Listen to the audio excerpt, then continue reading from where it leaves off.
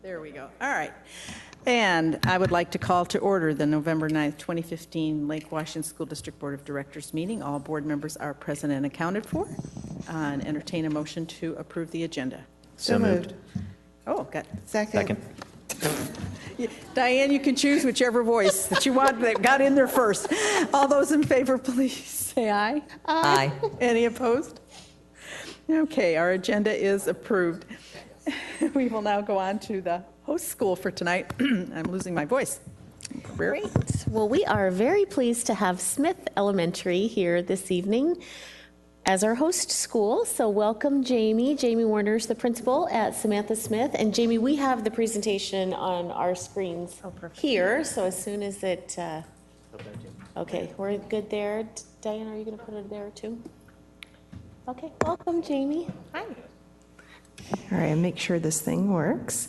Hello, I'm Jamie Warner. I'm the principal at Samantha Smith Elementary, and I just want to start by thanking you guys for having us out tonight. We have several staff members and parents that are here with us on this nice stormy night, so thank you for coming out. We are Samantha Smith Elementary in the East Lake Learning Community, so up on the plateau, and we are peace builders.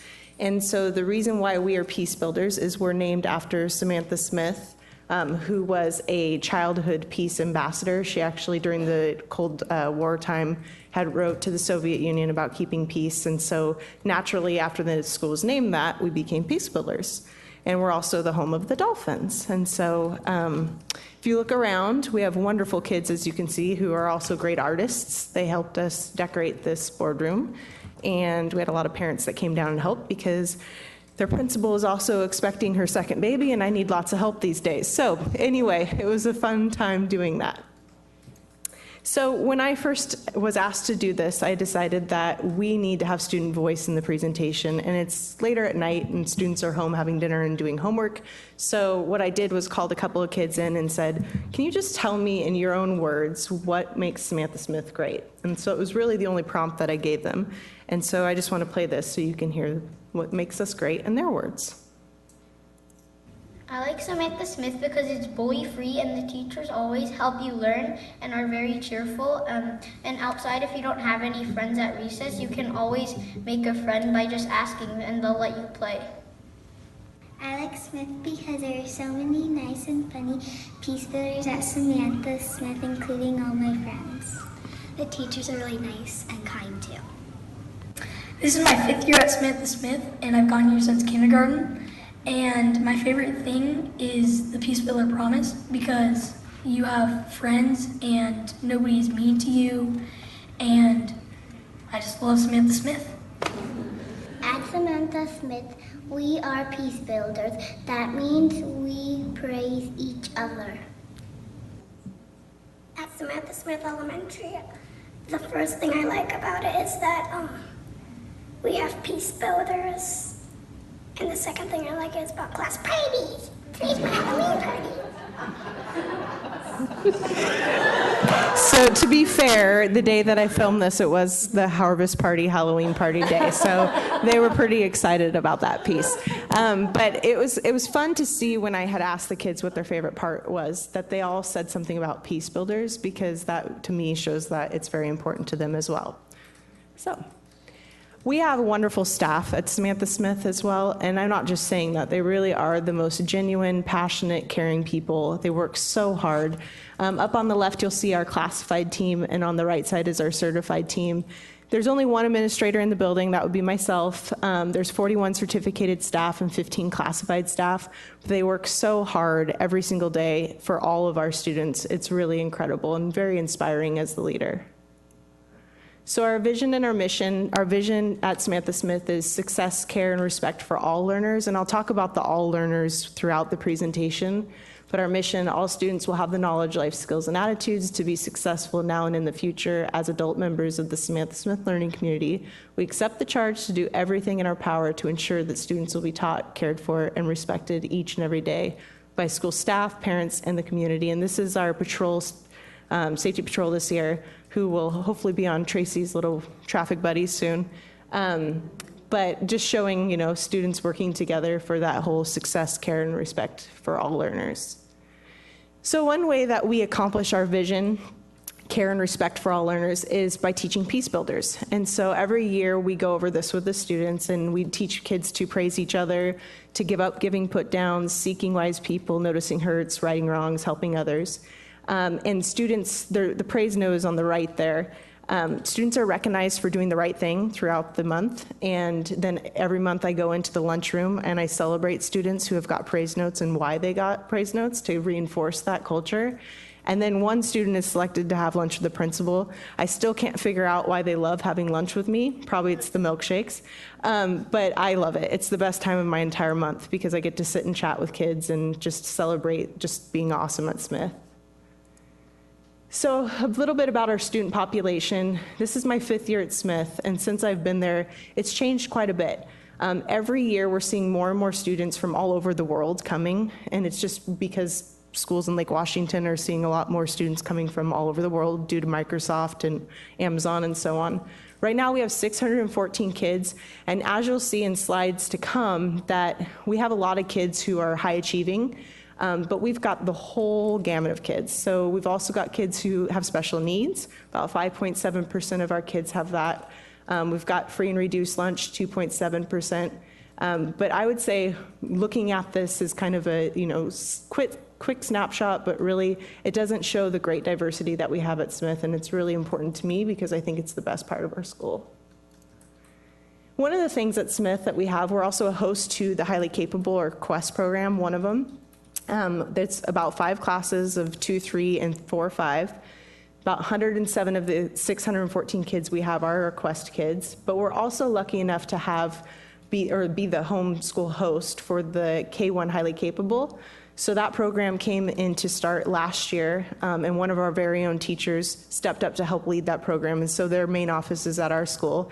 And I kind of joke with Dan Phelan that I like to keep them all at Smith because then it just goes into everything we do. So we don't consider QUEST kids, and general ed kids. We're all Smith kids. And so that's important to me because that comes over into our professional development and what we do for kids in our SIP planning. One of the things that we have learned through the QUEST team was about Sandra Kaplan's depth and complexity. And so on the left is a chart of depth and complexity. And what that is just a tool for teaching critical thinking skills and going deeper into learning. And so we find when students are coming in our doors already knowing the concept, it's all about engaging them in that critical thinking. And it's very interesting work. And so the whole staff is working with that, not just our QUEST team, which I think is great. And also we have lots of after-school enrichment programs for students that offer another way of learning and getting excited about learning. When we're talking about planning for instruction, so the vision part of success for all learners, we're really looking at questions 3 and 4, all of them of course, but 3 and 4. 3, how will we respond when some students do not learn? And then how will we respond when some students already know it? And so we have to, in every lesson we ever teach, take into account every student, whether they be a student that has an IEP or a student that came in the door already knowing it. And that's our charge as educators, and that's what makes our work so exciting. So we do that in another way through our continuous improvement plan.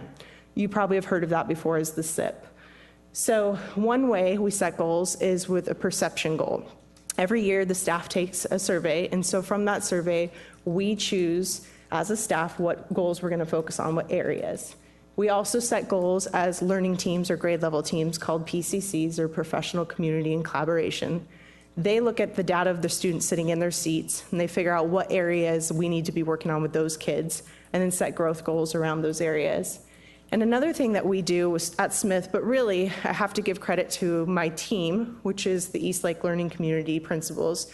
We work really closely together, and we get our teachers together on the all-day LEAP days for some time, so we make sure we carve out time for them to get together as like 3rd grade teachers or 4th grade teachers or the special ed team, and they have time to work together on what they're working on for the year, which is super valuable because they're all doing the same stuff, just at different schools. So a lot more great minds working together. On the left here is a picture of one of our QUEST teachers and one of our 4th grade teachers working on depth and complexity. It was in the District Focus magazine last year, so a little shout out to our teachers. This is an example of our perception goals, and I'm not going to read through it, but we did meet our goal last year, but as a staff we've decided to continue with the same goals. So using assessment results to determine professional learning activities, and then making sure we have enough opportunities to grow professionally. First of all, I'll show you, or I'll tell you how we're working towards that, but I love it that our staff chooses this 2 years in a row, because that shows me that they're learners and that they love what they're doing, and so it's a great place to be. For our SIP work, or our perception goals, what I just showed you, we have a leadership team, and so there's a person from every grade level on the team. And we come up with several different means of how are we going to obtain our goals, how are we going to work towards them, how are we monitoring them. One was through the ELC team that I talked about, the other principals as well. We came up with a survey of all of our teachers and asked them, if we brought a speaker in or a presenter or somebody, who would you want to listen to? What's something that you want to learn more about? And one of the major topics that came out from that was differentiation, because all of us are dealing with students with, or working with students that are coming in that already know it, or some that don't know it. And so from that, we were able to get Sandra Page to come in. So she's coming December 2nd to talk to all of our teachers, as well as the principals, about differentiation and all different content areas, which is very exciting. We also, as a staff at Smith, have a literacy survey and a technology survey to determine how our LEAP time is going to be spent to make sure we're addressing the needs of our staff for our kids. We also had, as an ELC team, came up with our classified professional development survey, and so often our classified team kind of gets left out of the professional development realm. And so on conference weeks, we've asked them to come in, and we've actually offered extra professional development for them, which I think is great, because they're just as much as the team as are certified, and that way they're growing and learning as well. And we always take into account our community survey, because anything that we do has to take into account our students, our community, and our parents, because they're just as valuable as anybody else in the planning. So this is a snapshot of just our goals this year on our SIP. We're setting goals in the K2 reading or literacy band, also 3-5 literacy and math. Those are measured by either DIBELS or SBA, and then we have science still measured by MSP. And this year for the achievement gap goal, we have decided to focus on our safety net group. And so we have students that have IEPs, we have students that are at standard and that are needing challenge, and I've talked kind of about that, but we still have those students that are in between, and all kids are important. So what do we do for those kids? And this year we're focusing specifically on our literacy safety net for K2 to get our little readers reading before they head off to 3rd grade. So a quick glance at what's happening in the classrooms. This is our SBA up here on the left, ELA from this year, results 3rd, 4th, and 5th grade, and then we have math at the bottom. And what I just wanted to breeze over was just looking at the different numbers. So you can see that every single number on this bar graph is important because it represents a student. And so any student that comes to us, we take it seriously on their education. What is it that they need? And we make sure we plan for that. But as you can see, kind of the glaring overall data is that we have a lot of kids that are at a level 4, which is distinguished above standard. So that's why a lot of our work is how do we reach those kids and how do we make sure they're getting a rigorous curriculum or experience. And last but definitely not least, we have amazing parents at our school and in our community. There's no way we could do half the stuff we do without them. And so our lovely PTSA president came tonight and helped me set all of this up. She helped me hang everything in here. We just have really committed, wonderful parents and community members. They've helped in several different ways. And so one of the ways is in the last couple of years, they've helped fund IXL. This year, we were actually lucky to get a grant through the Lake Washington Schools Foundation. So thank you to the Lake Washington Schools Foundation for IXL at Smith. But PTSA still is, every year, they continuously support our accelerated reader and math programs, as well as Nature Vision, which is a supplemental math program. They fund stipends for teachers so that the kids get added experiences at school. On almost a daily basis, they're giving money to teachers to either attend a conference that they wanted to on writing or whatever it may be, or getting them supplies for the classroom, or recently the newest thing is the jellyfish chairs for the kids that need to wiggle a little bit. secretively, all the staff would really like one of those. But anything we need that we see that is working for kids, they're there to support. And it's quick, and it's such a great, strong partnership. They offer a lot of after-school activities that are really cool, like coding for kids and different types of math classes and drama and things like that. Just experiences for kids. And on the daily average, we probably have anywhere from like 5 to 30 parents come through the doors to come volunteer. We also have watchdogs. We're in our 5th year of that as well. And so dads are coming in to volunteer. And it builds a great community feeling. The parents, I hope, feel very welcome when they walk in the door because they're just as much as part of our team as the teachers or children. And also we have our yearly fundraiser, which is the Dolphin Dash. We had a carnival this year, which was the first. Dr. Tracy Pierce got to come to the carnival and see the fire department and the police officers, and it was really fun. So a great event for the community as well. And this year we have 100% participation right now, membership. So that shows me that we're pulling in our wonderful, diverse population, and everybody matters. So anyway, I think Smith is a great place. Thank you for giving me the opportunity to come and talk about it. And thank you, everybody, parents and teachers, for coming out tonight, all the central leadership team too. And thank you. Thank you.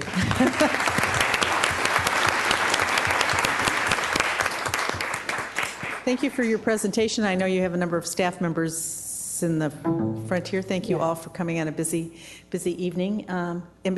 Before you leave, we'll take a little bit of a break, but I thought you'd like to stay and hear the National Merit Scholar presentations from the 2 of our high schools before, and then we'll take a break and let folks go home. Cool. And Jamie, before you leave, thank you. And could you have your staff and parents stand up so we can see who they Could you all are? stand, please? Yeah.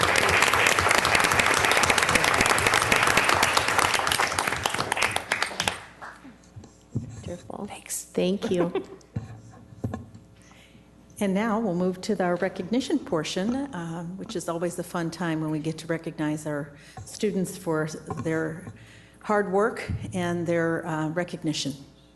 Great. So Gary Moed, principal at Juanita High School, is going to start us off with this portion of the agenda. We are here tonight to recognize our national merit semifinalists and commended scholars from both Juanita High School and then following Juanita High School, Redmond High School.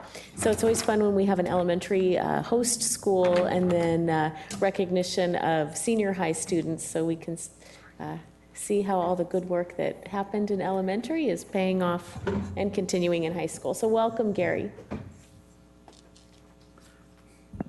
Thank you so much, members of the school board, Dr. Pierce, everybody here. It is my pleasure to introduce 6 terrific and awesome students who no doubt have many, many good things in the future that will be happening for them.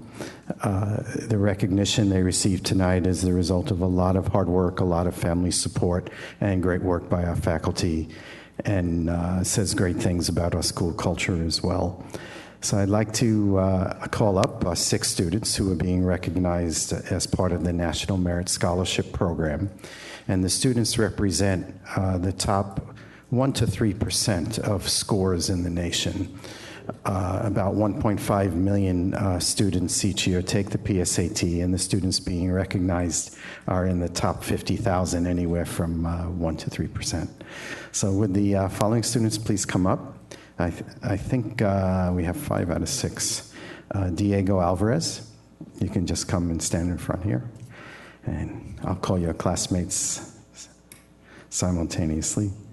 Hayden Anderson, I think she was at a rowing competition this evening, so she's in here. Kyler Job. Maxine Beeman. Elizabeth McKinney. And James Popolo. Now, I'm told I'm going to give you guys a microphone and you're going to pass it. But I also, before we do that, I know each of you have family members here, and I just wanted a chance to have your moms and dads stand up and be recognized. This is a lot of their hard work, too. So please stand up, moms and dads, to these kids. Thank you.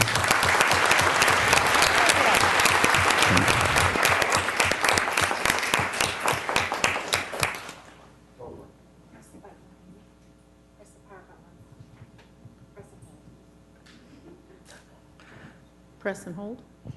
I think it's working. It is. There you go. Hi, I'm Diego. And I'm interested in studying mechanical engineering at Santa Clara University, Harvey Mudd College, or the University of Southern California. And my best educational experience so far has probably been participating in the Technology Student Association state competitions each March. They're just a ton of fun to go and compete with my friends. I'm Kyler. I am looking at Colorado College and Cal Poly and, well, okay, Stanford to study computer engineering or computer science, something of that field. And I don't know about best, but one of my favorite educational experiences was a couple years ago. It was time for finals, second semester in one of our history classes, and we were just told to do whatever we wanted for our final. Like we had to come up with the project for our final. So that was kind of a relief, but also a really weird challenge. So I remember that distinctly. Hi, I'm Maxine. I'm looking at attending either UW or MIT on the East Coast. I would like to major in electrical engineering. I think my favorite educational experience would be learning how to weld in my material science class last year. I'm Elizabeth. I would like to major in applied math or maybe computer science. My top school is Carnegie Mellon University. My best educational experience was actually in 7th and 8th grade. I had an amazing math teacher in junior high, and she really instilled in me a love of math, and I think it's thanks to her that I want to continue a career in math.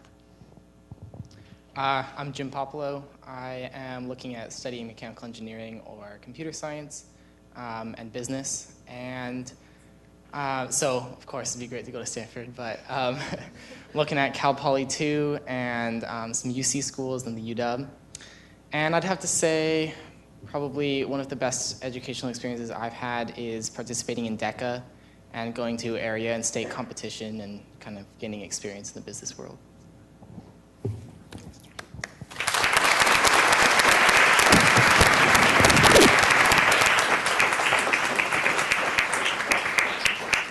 Thank you, guys. Is there a picture? I don't know. No, we're good? I think one of the moms or dads. Okay. Okay, thank you, guys. Thank you.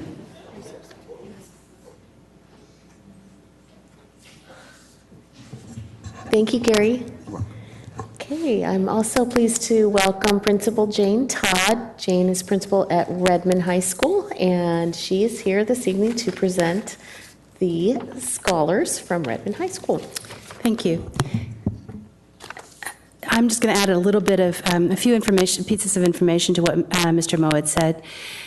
Commended scholars and semifinalists score between 202 and 240 as a composite score of their critical reading, math, and writing subtest scores. And the line is drawn between commended scholars and national merit semifinalists at different points in different years. And so what really separates these students is a point in many cases. And we're very lucky and very pleased to announce that we have 35 students, 15 semifinalists, and 20 commended scholars this evening. We won't know about the finalists until later on this year, at which point they will be eligible for rather large scholarships if they become a finalist. So we're going to start with the semifinalists. And I would say that many of my students were not able to come this evening, but they want to express their gratitude to the board for this recognition, as do I. So commended students, Madeline Bennett, Ryan Bruntz, and come up if you're here, Han Yun Chen, Srina Chitamuri, Jacob Davis, Adarsh Karnati, Cooper Kent, Florian Krupowitz, Edith Lennon Jones, Rachel Napolitan, Claire Perry, Ethan Raffman, Lucas Reif, Travis Rice, Jodine Takahashi, Sukirth Vegaraju, Eugenia Yatsenko, Rahul Jade, Richard Zhang, and Michael Zhao. And if you want to grab that microphone and do the same as the Juanita students did, I'd appreciate it.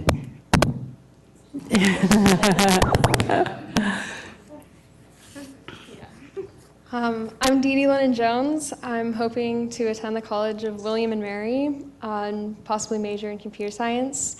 And my best educational experience to date is probably my AP Calculus AB class last year. It was a lot of fun, and I had a really great teacher. I'm Rachel. I want to go to Boston College, and I want to become an art therapist, so like get my doctorate degree and everything. And so like I have a lot of school ahead of me. But my best educational experience has been to be the president of art club this year, because I get to like interact with like a bunch of people at my school and like different clubs and organizations, and it's so much fun to work with everyone. Hi, I'm Claire Perry. I'm kind of afraid to jinx it, but I'd really like to go to Williams College. I want to be a doctor someday, so same as Rachel, many years of school ahead of me. Definitely something science related.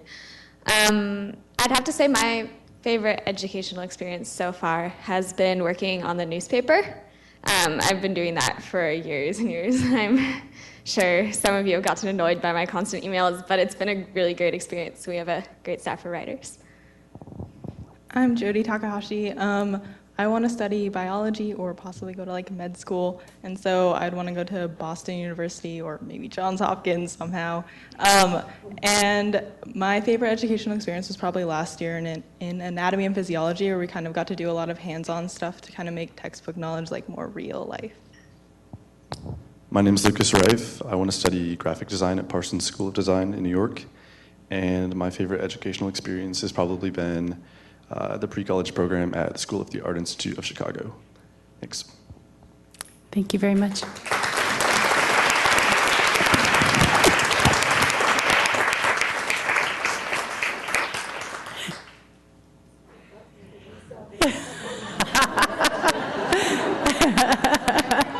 Yes, there will be pictures.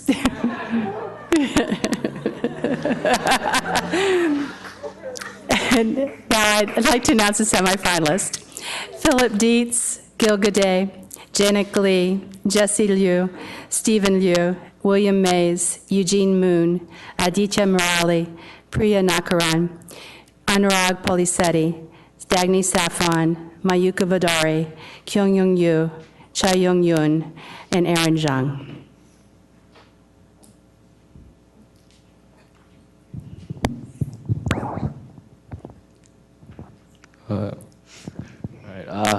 My name is Eugene Moon. I'm interested in studying psychology at hopefully Oxy or Whitman, and my favorite educational experience was taking AP Physics.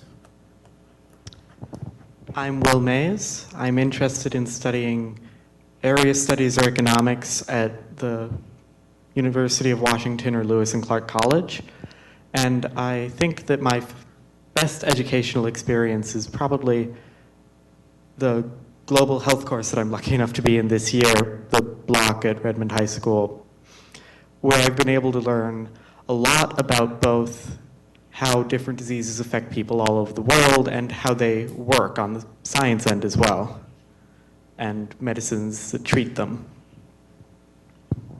Hi, my name is Yoon, and I want to study biomedical engineering at Johns Hopkins University, and my best educational experience would be making hot air balloons out of mathematical models in my calculus class last year. Hi, my name is Isabel Yoon. I hope to study chemical engineering at Boston College. My best educational experience would be robotics, where although I had to sacrifice a lot of sleep, I had a lot of fun with my friends building my robot. I'm Aaron. I'd like to study computer science at either UW or Brown University. My best educational experience so far has probably been 10th grade biology. It was a tough course, tough teacher, a lot of work, but just the entire experience really taught me to keep on top of my stuff. Thank you very much. And if I could have all of your parents stand for a round of applause as well, please.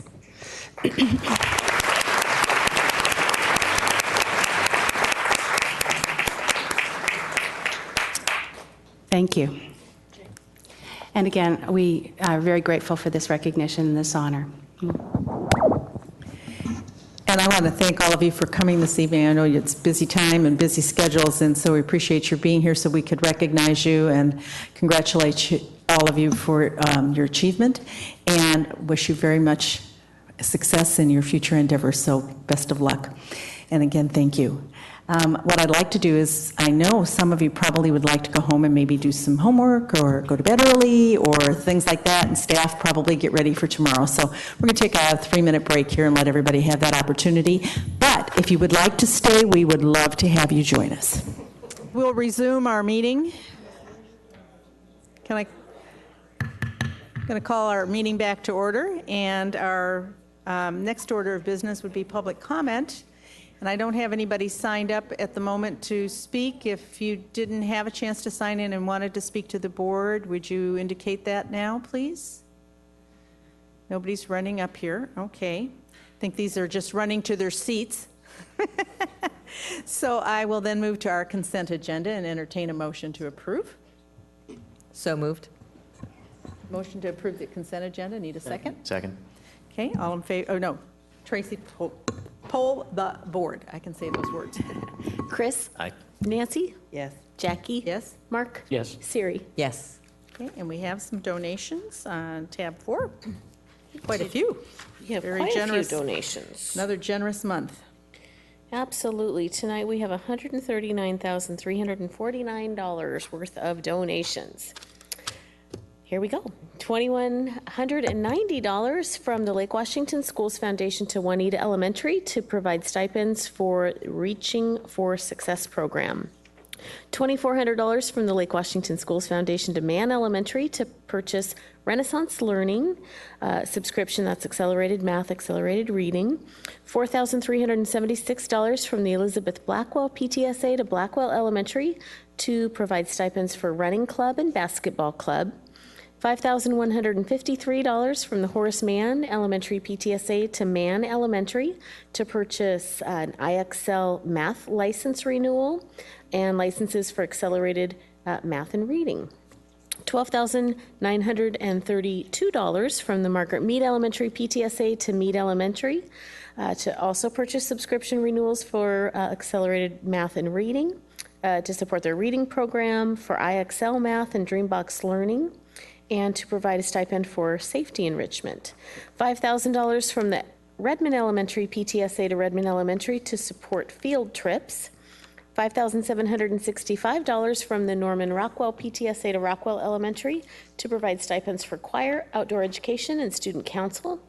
$16,895 from the Rose Hill Elementary PTSA to Rose Hill Elementary to support assemblies and field trips, to provide stipends for choir, tutor, mentoring, math club, watchdogs, and to purchase a subscription for Scholastic News, supplies for the library and classrooms, and for office and copy machine supplies. $4,040 from the Ben Rush PTSA to Rush Elementary to provide stipends for music. $7,929 from the Thoreau Elementary PTSA to Thoreau Elementary to provide stipends for outdoor education, intramural sports, and to support their outdoor education and continuous improvement plan. $10,000 from the Environmental and Adventure School PTO to EAS to support adventure education, Wednesday electives, community stewardship, and standard core curriculum programs.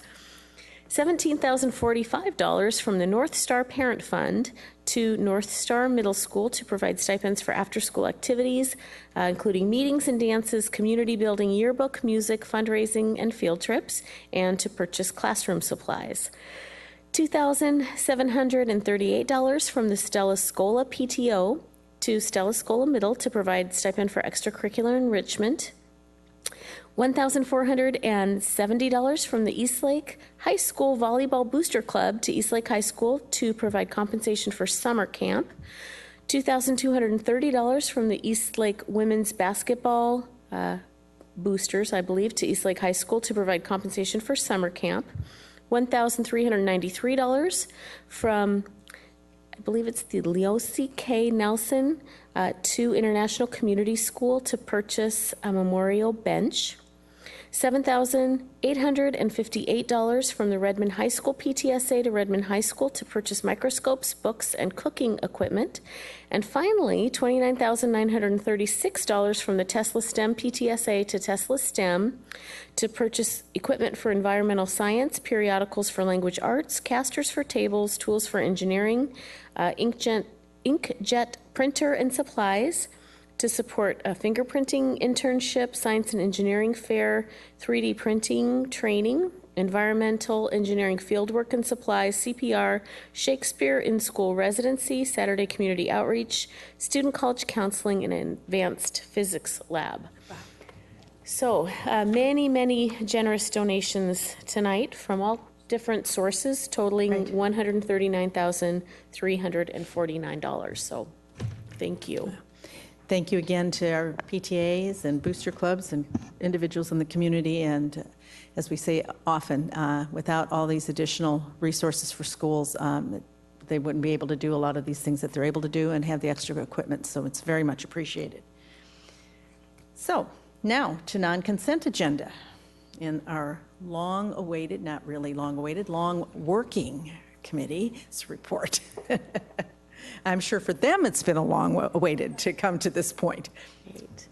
So I'm going to go ahead and read the situation recommendation while Deputy Superintendent Janine Fogard approaches. As the board knows, Lake Washington School District is one of the fastest growing school districts in the state of Washington. By 2029-30, our enrollment's expected to grow to more than 32,000 students, and our current classroom space will not accommodate this growing student enrollment, and some of our district schools are aging. In the midst of the facilities modernization program, the district's last 3 bond measures, which were in February 2010, February 2014, and again in April 2014, they were favored by a majority of voters, but as we know, bond measures require 60% voter approval, and none of these bonds were able to garner that 60% approval to pass. As part of a district-wide community engagement strategy, the district sought a group of community members and staff to study, analyze, and make recommendations concerning the district's long-term facility needs. A long-term facility planning task force was created. This 63-member committee was selected from a total of 281 candidates that applied to serve. The long-term facility planning task force has been working hard since December of 2014, so almost an entire year. Their work has spanned 20 full task force or working subcommittee meetings. An additional topic-based and small group work also occurred. They've studied the district's 2 main facility challenges. 1, our lack of classroom capacity, and 2, our aging facilities. The task force conducted a series of community engagement processes throughout the development of their draft recommendations. They completed an initial draft of their recommendations, which were presented to the school board in August. They shared their recommendations via fact sheet and online open house, which included a survey to gather feedback. In addition, the task force hosted learning community meetings to gather area-specific feedback from each of our learning communities. The task force members also conducted outreach by giving presentations at individual school curriculum nights and PTSA meetings. They hosted a town hall in early October to listen, learn, and discuss the draft recommendations. In October, they worked to incorporate the community's feedback into their recommendations and shared potential changes with the school board during the October 26th study session. At that time, the board also had an opportunity to ask questions and provide feedback. So after all of that process, that time, the study, the community engagement, the task force has completed their work, and they have developed a final recommendations report. Their overall recommendation is to build new schools.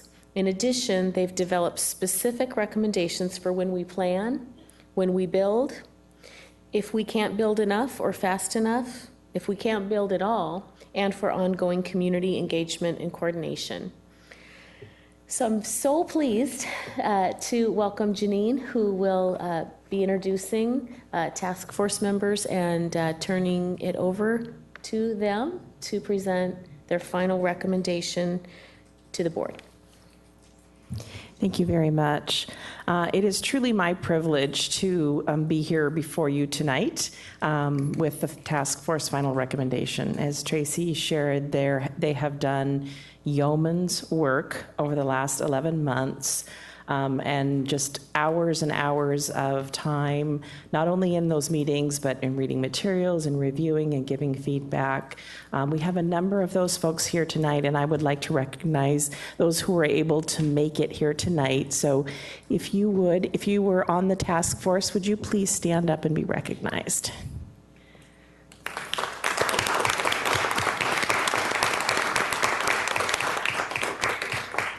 So just a very dedicated folks, and I know they share a strong commitment to ensuring that we have quality facilities for all of our students. I also want to recognize a few other folks here. The technical team did also a lot of work and support.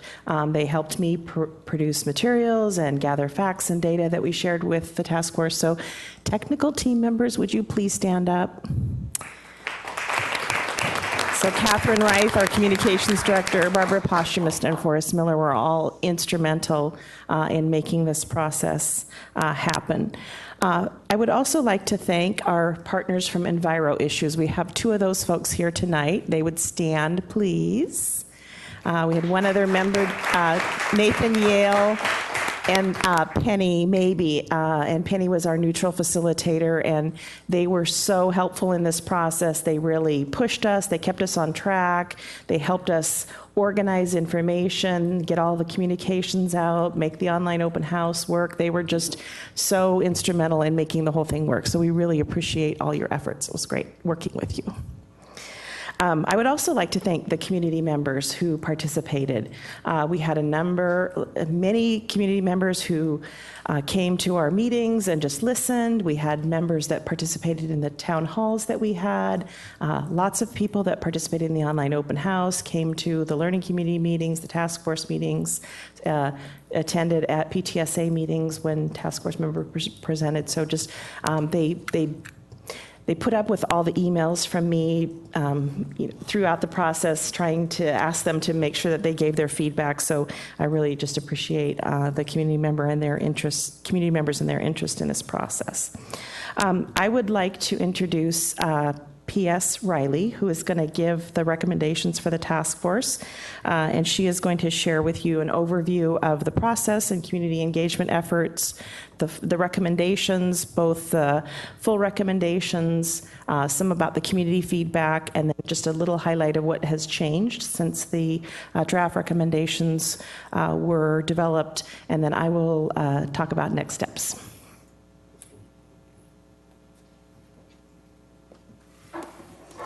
Thank you, Janine, and thank you, Tracy, for sharing the content of the first 10 of my slides. So I'll have to figure out how to make it a little bit more jazzy when we go through it. But I think the first jazzy will be because the advanced doesn't work. There we go. Okay, so real quickly, it should be obvious by now, but the purpose of the task force is outlined to us and discussed very early on is, to have a group of people who could really get into the weeds and understand the depth of some of these issues around long-term facilities planning. And so really our first task was to learn about this stuff so that we could speak from an educated position. And then also along the way, make sure that we are providing a forum to the community at large, not just our 63 representative selves, but to give meaningful input to us as we created these deliverables along the way. And then ultimately that all came to the pinnacle, which is to collaborate with the district and really recommend a long-term facilities strategy that incorporates the community's issues and needs and tries to address these fundamental challenges that were framed before us. And to do that all in concert with, an underlying mission to try to educate the district and the school board about those things that we thought were going to be very important to create a vision that we as a community could back and be behind and have trust in and help to carry forward. And so you've heard a lot about the members of the task force. There were tons of us. There'll be a test later, so make sure that you can read all those names. But we really were representative of a variety of different perspectives, different schools, different places in terms of the educational system, non-parents and non-school members, business community members, some staff and or principals or others from the school as well. So it's a wide, diverse group of people.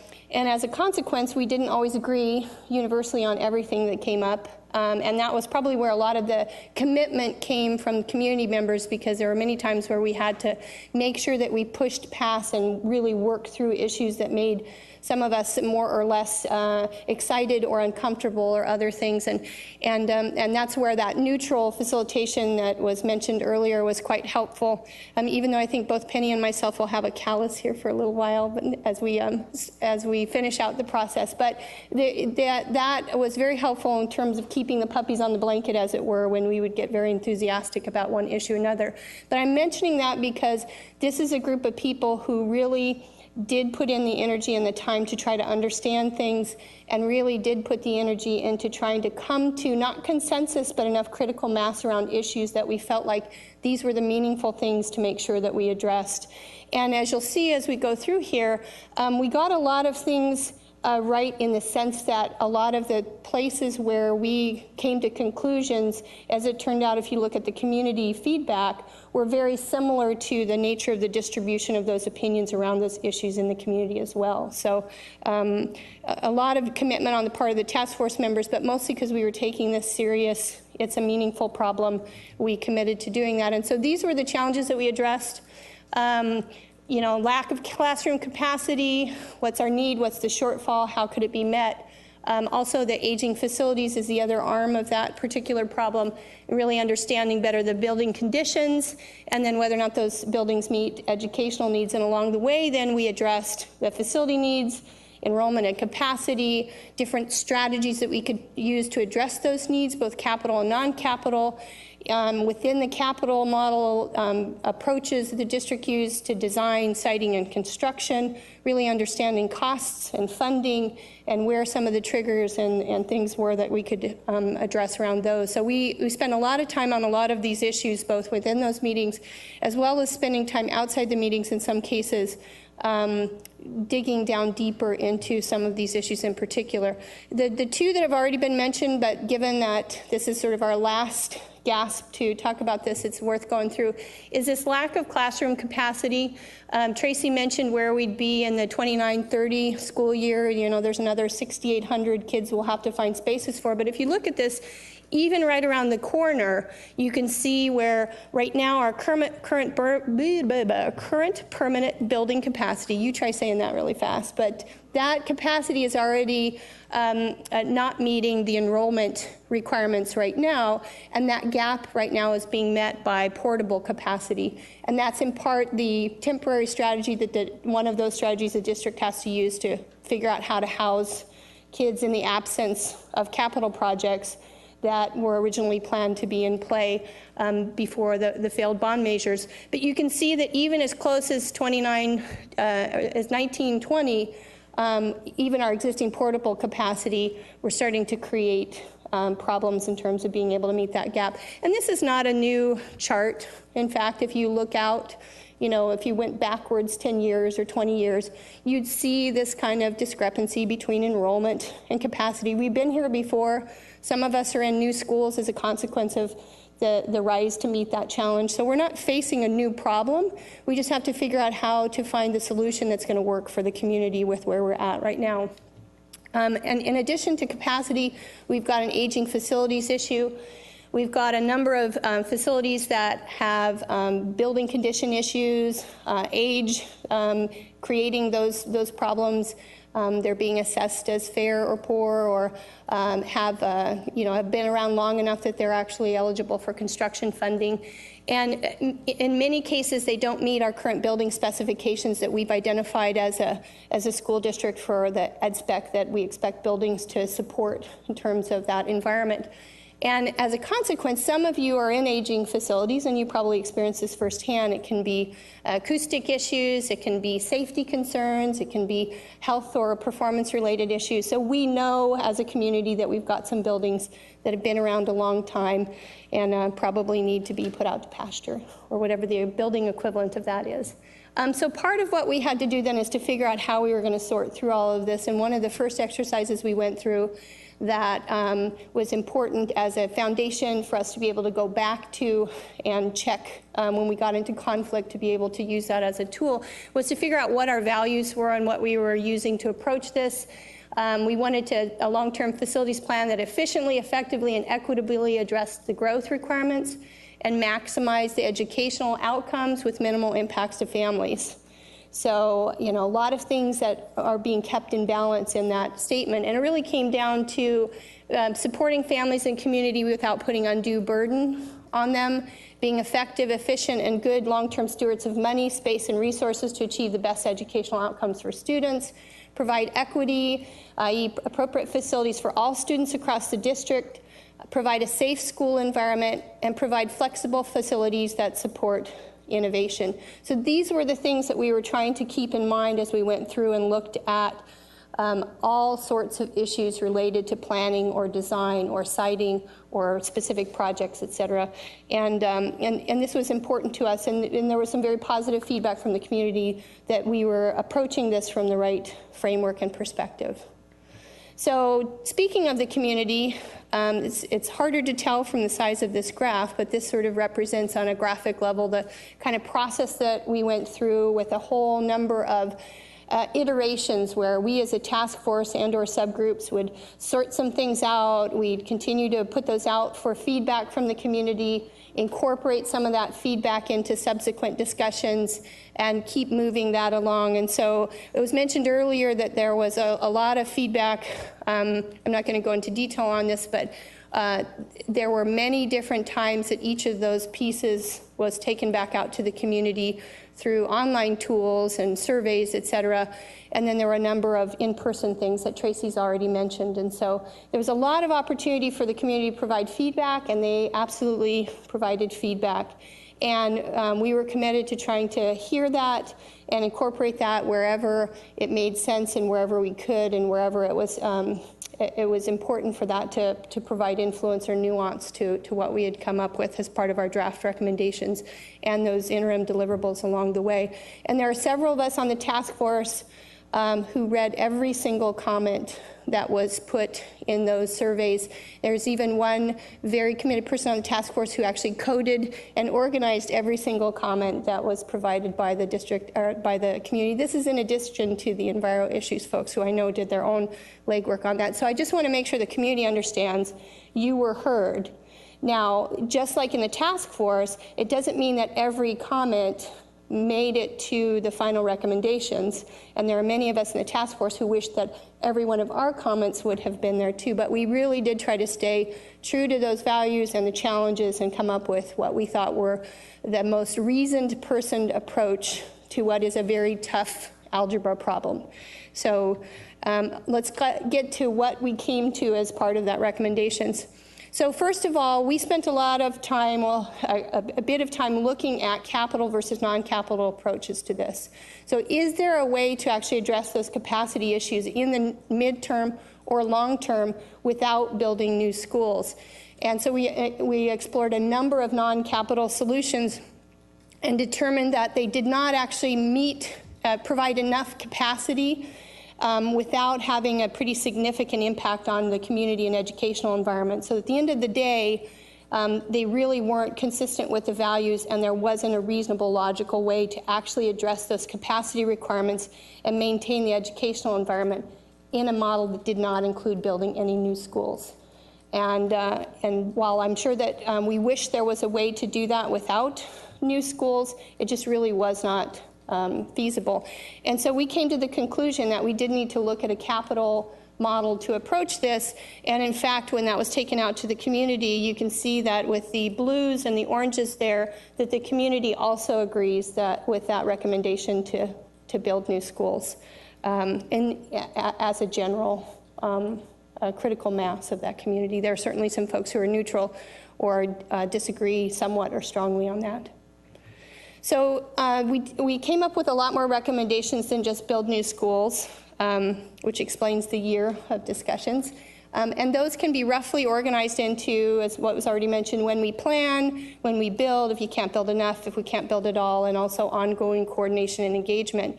So the when we plan really gets at the ways in which we can be smart about knowing how much we need to build and how we can reduce that need and maybe increase our opportunities for additional funding. When we build really focuses on the smart things we can do to get the right projects with the right design, with the right location, and with a quality and cost-effective approach that makes for a smart solution for these big problems. The if we can't build quite enough or fast enough really looks at the temporary strategies that we might need to employ and how those fit with trying to accomplish these broader needs to house these kids during all parts of this timeline. The if we can't build at all looked at the hard, cold reality of what if there really isn't capital to build new projects. What do we have to do to actually address the capacity requirements in the district? And then ongoing coordination and engagement really gets at those things that we think need to be considered as part of the district's underlying facilities planning process going forward so that they can gain some value out of this experience with the task force. So I'm going to go through each of those in a little bit more depth because for many of the folks in the community, as opposed to the school board, this is probably one of the first times they may be hearing some of this stuff. So you guys will just have to make sure that it sounds really fresh and you use your surprise face like they teach the dance cheerleaders these days. So we can all practice our surprise faces. Okay, so when we plan, these are the kinds of things that should be done as a course of capital planning. And first of all, it really gets back to accurately assessing enrollment, aging, and capacity. And so refining the current methods to improve projections, this really was an area of a lot of interest of the task force. We looked at the methodology that was used around enrollment and did a bunch of study outside, including some focus on best practices. And the focus can really be boiled down into two things. One is in that midterm range, that sort of 19-20 range, is really focusing on increasing the knowledge and the specificity of things coming into the district and where and what type, and getting even more granular so that in fact those enrollments in that midterm can actually have an opportunity to be more accurate and more enlightening in terms of helping with citing and other kinds of issues like that. As you move out to the longer term, the challenge is that there's a lot of trends that could impact really what things look like in 29 or 30 and at what size or scale.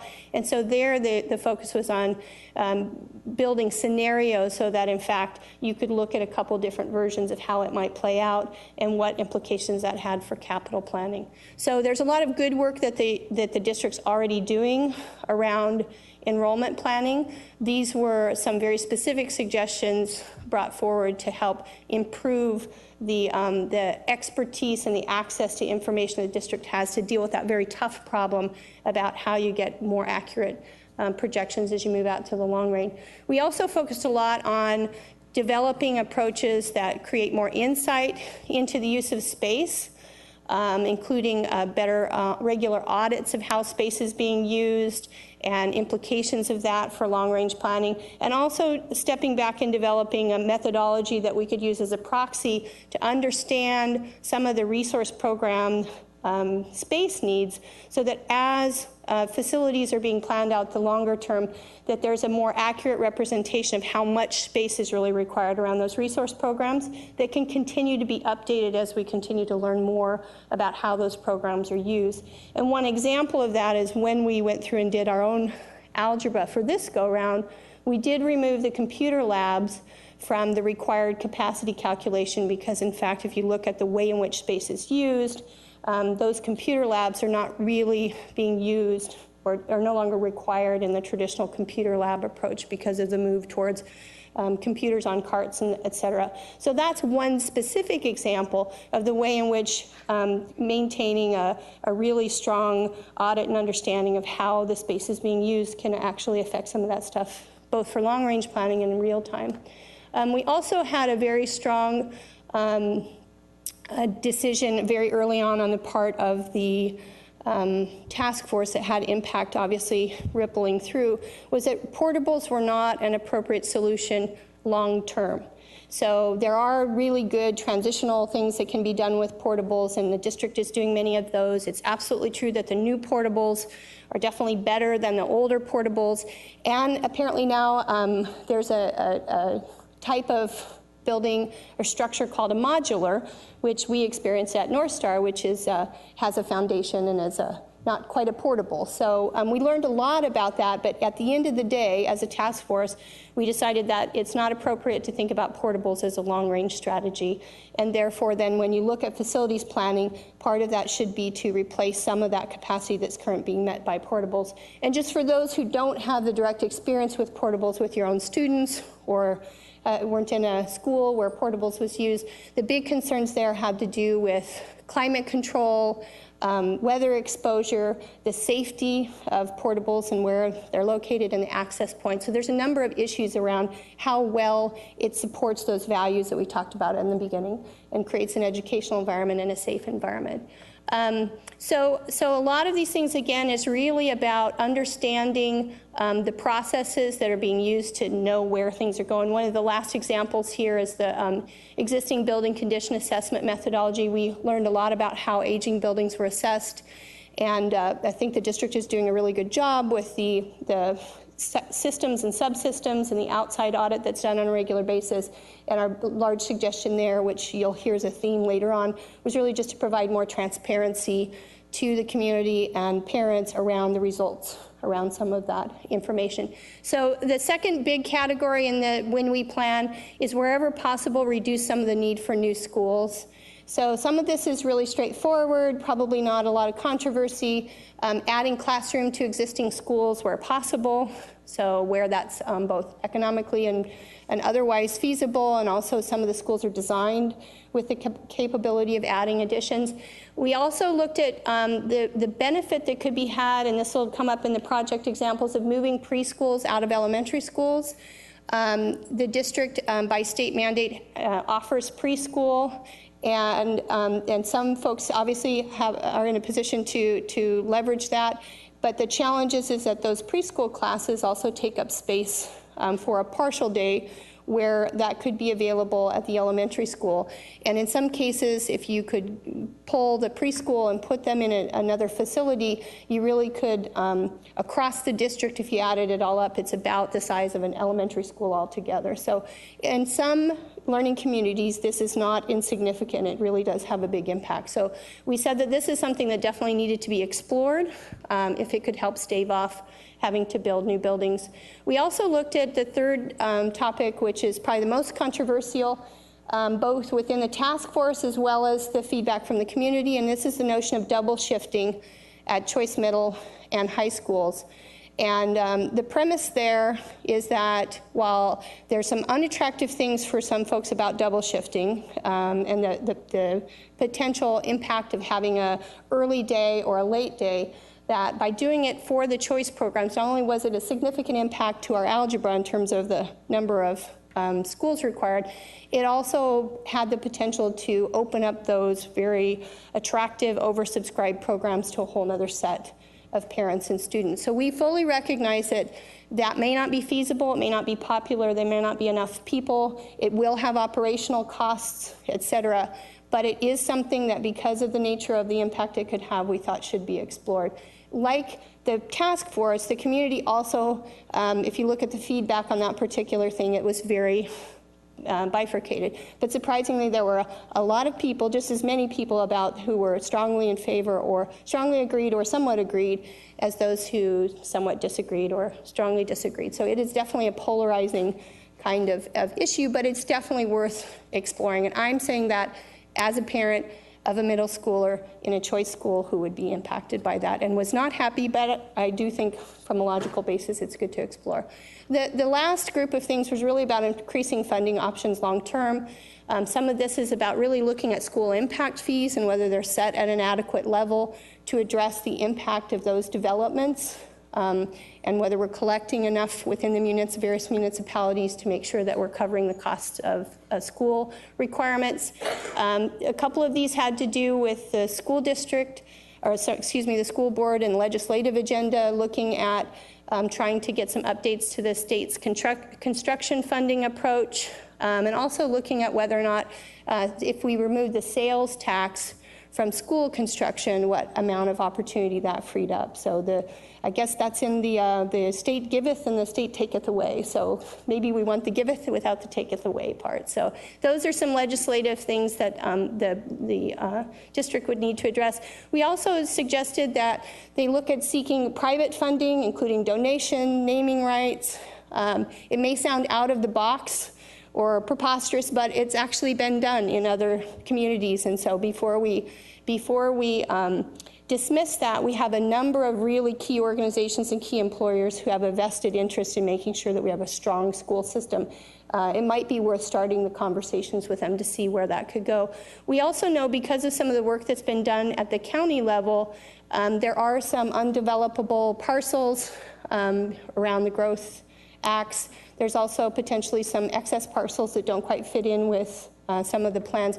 We encouraged folks to sell or trade those parcels to get to a place where you actually had some parcels that maybe were more suitable. So you notice that a lot of these are really about long-term funding options, because many of these are not going to have an impact. Actually, most of these will not be implemented in any way, shape, or form to have an impact on a near-term set of projects, but they're things that we encourage the district to continue to fight the good fight on. And these also got a very large positive response from the community, in particular probably the school impact fees, perhaps because a lot of folks have a personal experience of a lot of development and growth in their own communities and some of the implications thereof.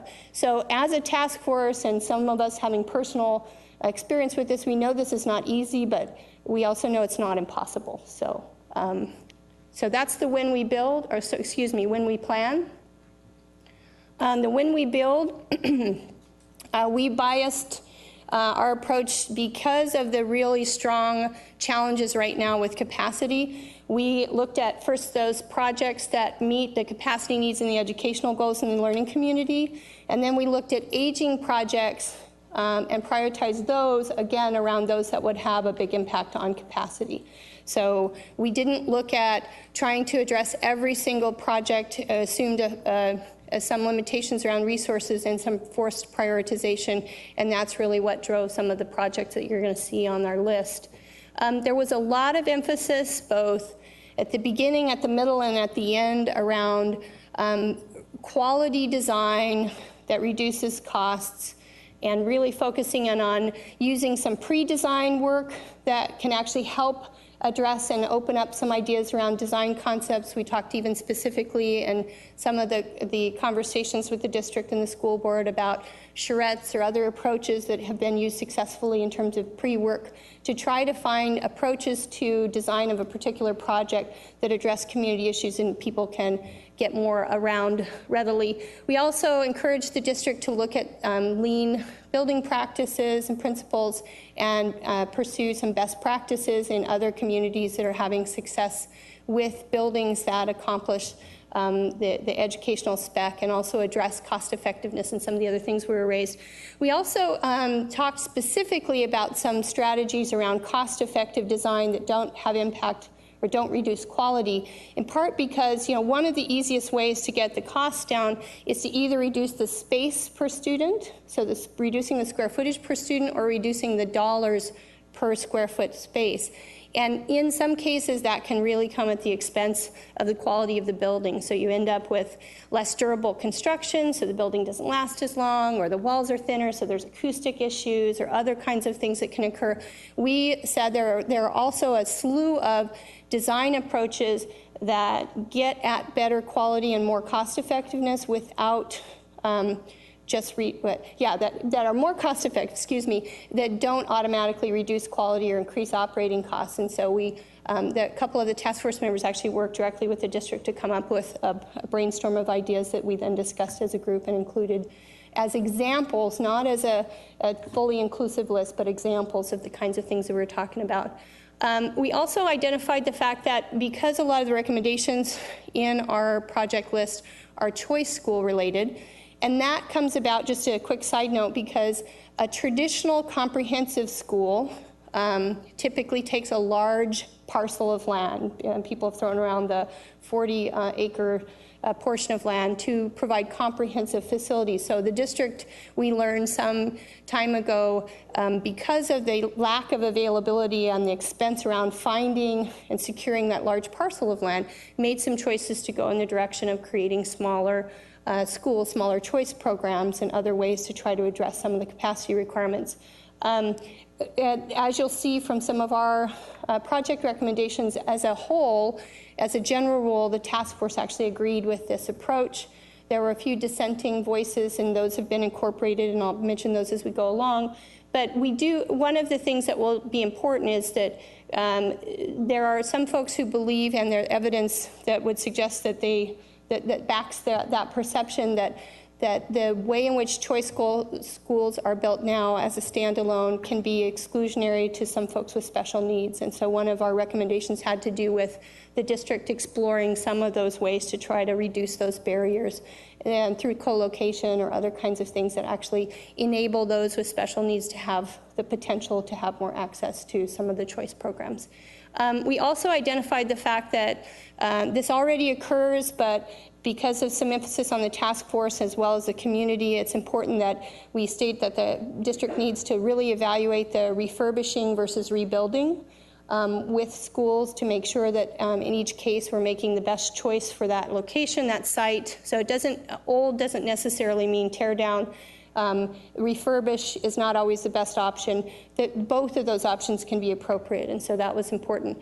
We also suggested that longevity and that balance between longevity and educational enhancement be kept in mind. So there were a number of strategies that were identified that really had to do with finding ways to make sure that buildings could continue to be durable, that building systems themselves, that we were thinking about the long-term cost of ownership of building systems as some of those choices were made.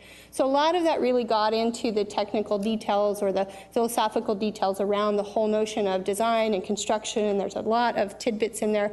But fundamentally, it really got back to this notion that we all want to back a vision that's about quality schools, cost-effective approaches that really represents that the district is being a good steward around both their mission to provide safe and good places to educate kids, and doing so in a way that is a cost that the community can support. So the last couple, the build in best locations is again along that theme.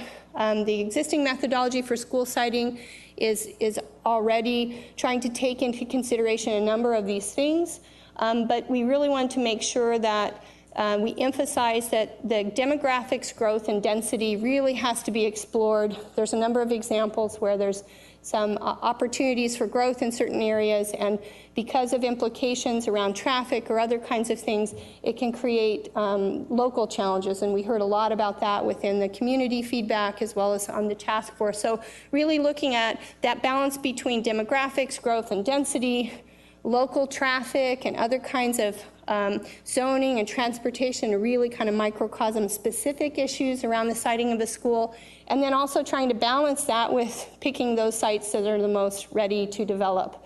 And we fully recognize as a task force that all of those things taken together will not always lead to the same conclusion, and that's a very tough problem that that Janine and their team has to wrestle with all the time. But there's a lot of examples that are painful for people and have an impact on how excited they are about new projects in places where they're already really transportation constrained. So this is an area that the district has to remain committed to, has to continue to fight the good fight on, because it has so many implications for people and the community. So we're going to jump into projects here real quick. We're nearly done. Probably doesn't seem like that, but we did do an exercise with the district around looking at projects that they had put together on a larger level from earlier bond efforts, looked at the requirements that were going to come up in those two timeframes in each of the communities, and went through and identified which projects we thought would align with those. Subsequent to that, we had another discussion as a task force where we went through and we talked through some of those projects in a little more depth. We actually looked at a lot of the feedback that came out of the community specific around those projects. And then we also spent some time talking about alternative or innovative approaches that could be used in addition to the projects that had been provided to us by the district. And so that's really this last set of recommendations that came out of that. So you can think of it as a partially vetted list. It's been run through the reasonable persons filter.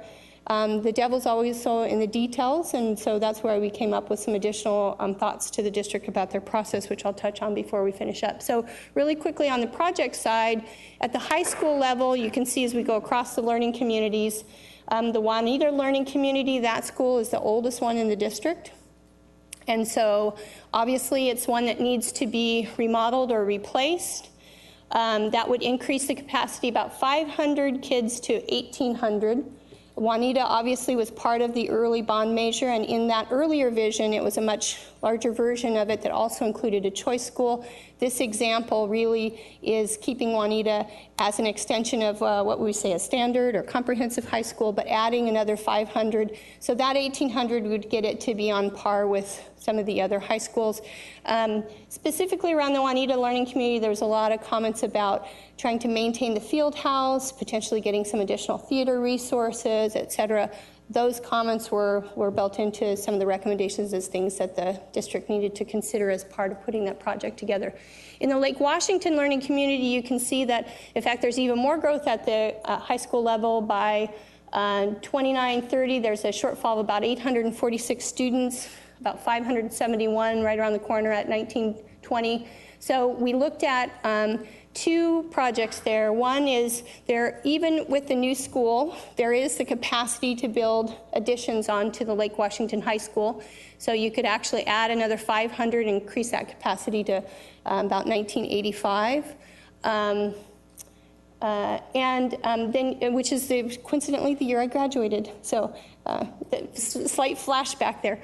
And add a new high school choice school in Lake Washington Learning Community with a capacity of 600.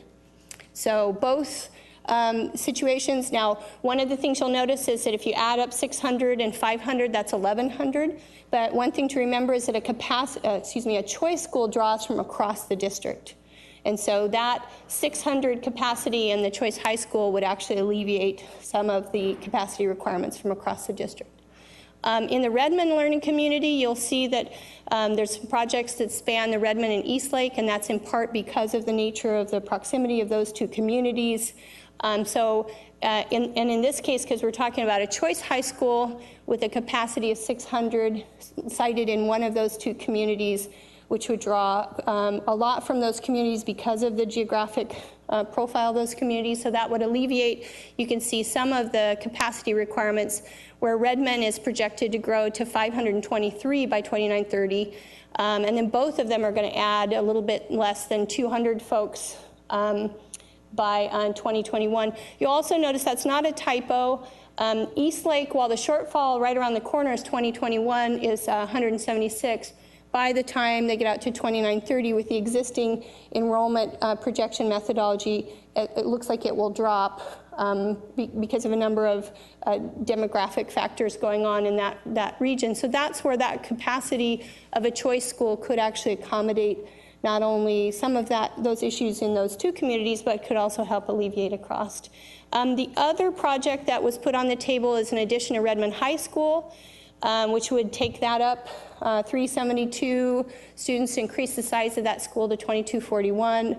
That obviously would address a lot of the issues there. It would, if it really was going to address Eastlake, it would require some redirecting of folks from the Eastlake school. There are concerns that were raised by both task force members and the community that the existing Redmond High School already has some capacity issues. The size of the school, the hallways, the distance kids have to travel, the adjustment they've had to make to the school day as a consequence. So there already are some concerns about that. So those issues would really need to be addressed if that project were to move forward and to secure community support for that. There's already also, not just within the school, but there's also some traffic issues associated with that commute that, again, would not be made any easier by another 372 students. So then at the middle school level, you can see if you look across the top line, you're seeing a variable of growth at that middle school level over the next time frame as the elementary growth kind of moves up into the middle school. On the Juanita side, you've also got some older schools. One option there would be to remodel or replace Kamiakin Middle School. That could increase capacity to at least 900. Up another 321, gives you an option to include a choice school there. It could be a new choice school at Kamiakin. It could also be relocating a choice school from one of the other schools in that area to actually create that opportunity at Kamiakin and free up homeschool space at Finn Hill or other places of that sort. Some of these things are addressed in more detail in the narrative. We also looked and said that building an addition at Finn Hill Middle School would increase another 125 students, increasing that capacity through that later time frame, that 29-30 time frame. And this is, I should have mentioned this at the front, this is a lot of projects, but remember, we're talking about a fairly long time frame, a span out to the 29-30 school year. And so we're not assuming that, and we're not recommending that in January or February we see a bond with 15 projects on it. We're really talking about the kinds of things that are going to be necessary to address these things over time. And the assumption is that as we learn more over time, some of these projects may be more or less necessary. In the Lake Washington learning community, there's an additional project may be needed for capacity requirements as you start moving further out. If in fact you include some choice schools on the Juanita learning community, that could alleviate some or all of what you're seeing in the Lake Washington learning community, which is why we did not automatically suggest that you build another middle school and kind of create an overcapacity in that learning community. But an additional project may be needed depending on how well that accomplishes the need. At the Redmond learning community for middle school, you've got the Redmond and Eastlake learning community with the replacement of Evergreen Middle School. So that's a very old school. First of all, I think it's 30 years old or something of that ilk, if I'm remembering all of my factoids right. But it's a very old school. It's also been using a lot of portables of late to try to address capacity requirements at the school. And so really looking at remodeling or replacing that school, which would also add another 100 seats to the shortfall. And then within the Redmond learning community, you're really talking about a large quantity of kids coming in over the next both mid and long term. So that's not going to meet that capacity. So you really do need to build another school with a capacity or other projects that get to that capacity of about 900. Again, that's a bit of a touchy point, I think in part because of concerns over, maybe not shared by all, but a few very vocal people at the very least about the way in which the district handled the siting of previous schools. And so it'll be really important that because of concerns over traffic and location and how kids will flow between those schools, that the community's kept informed and involved around that particular project. But you can see from the numbers, it's clear that something has to be done. So at the elementary level, the Juanita learning community may need an additional project to meet capacity, and that's in part because of what you see on the bottom. And in fact, the bottom row, I'll start there because it's impacting a lot of the other projects that are listed there. In both the communities on the Juanita and Lake Washington, and then Redmond and Eastlake, we are asking the district to explore that notion of resiting the preschools. So I'll jump over to the Redmond and Eastlake first. In this particular case, there is an already existing structure, the old Redmond Schoolhouse, that for a variety of reasons can't be used for the regular K through 12, is currently being used by the local community, but there is an opportunity, whether it's that project or another, to consider building or repurposing the purchase structure to be able to pull those preschool kids out of the elementary and open up those classrooms for elementary schools. Over on the Juanita or Lake Washington side, this table talks about building or repurposing a purchase structure. Our narrative also talks about the options to rent or lease fully recognizing that those would hit the general budget and general fund as opposed to a capital. This is a capital table, which is why you don't see that option there. But because of the potential positive impact of adjusting the preschool, we do think that that's an area that absolutely has to be looked at. Even recognizing all of the issues and boundaries and challenges of doing that, it has such a positive impact in terms of freeing up elementary space, hopefully with fewer downside issues to mitigate. So now I've already touched on Juanita, but at the Lake Washington Learning Community, if you look at the size of the growth there, we're talking about nearly 1,300 kids right around the corner, and over 1,500 when you get out to 2930. So we're probably going to look at either 1 or 2 new schools with a capacity of 550 each, and then also looking at remodeling or replacing Crook Elementary, increasing the capacity another 190 seats. So a lot of stuff, try to cover that growth. Same with the Redmond Learning Community, even more so around the corner, 1,800 plus 2,200 by the time you hit 2930. So we're looking at probably up to 3 new schools with a capacity of 550 each. Again, not all at once, and a lot of thinking and other things have to go into that in terms of siting.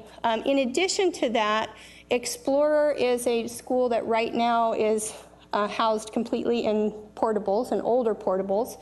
And so it'll be important that part of the project list looks at what happens to Explorer and whether that gets refurbished, replaced, relocated within another one of these schools that we're talking about. So a lot of activity going on to try to meet that growth. Over in Eastlake, the challenge in the Eastlake Learning Community, we still have quite a bit of growth, 531 and then 645, but we also have a second challenge, which is that a lot of those schools are old.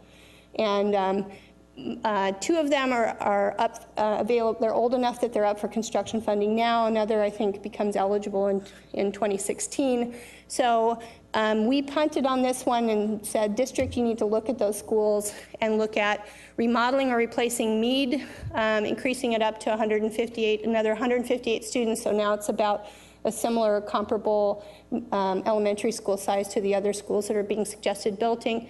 And also look at either remodeling or replacing Alcott or Smith, depending on the nature of the need there, because we're just not in a position to be able to obviously assess that. But it's clear this particular learning community has a challenge of both some capacity requirements and some aging buildings that will need to get addressed. And again, these numbers of shortfall and these capacity projects do assume that there is some opportunity to move on the preschool picture. If the preschool picture is not feasible, it just means that there's no alleviation of those capacity numbers, and we just need to make sure that those projects used over that time frame will actually get there. So the numbers don't change.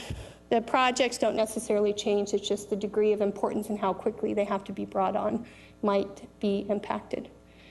So, so that's our project set. Again, one of the things to point out, though, is that beyond these projects, which were the ones that the district has already invested a lot of time and analysis and insight into, where those are called out more specifically, the task force also heard a lot of alternative or innovative or non-traditional or non-conforming or brand new. We actually had a whole debate about what's a good thing to call some of these ideas. And the task force members themselves had a lot of things that they thought the district should be thinking about and considering that were out of what you would think of as the traditional comprehensive high school, for instance, or the traditional approach.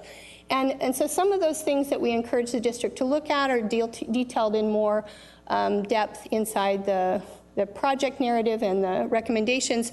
And we encourage them to explore these and evaluate these as appropriate, recognizing that not all of them are going to be right for this community, and that in a tight resource environment, we also don't have a lot of resources to spend a lot of time exploring all of these things. So that needs to be approached with some amount of discretion. But a lot of these ideas are actually worth at least some initial merit. So some of those examples, I already mentioned in some cases the notion of looking at innovative approaches beyond a traditional capital model. So some of that could be partnerships, like what Mercer Island, I've heard, I haven't verified it, but what they're doing with the Boys and Girls Club around preschool, where they're using innovative relationships with other organizations to try to meet facility requirements beyond just building.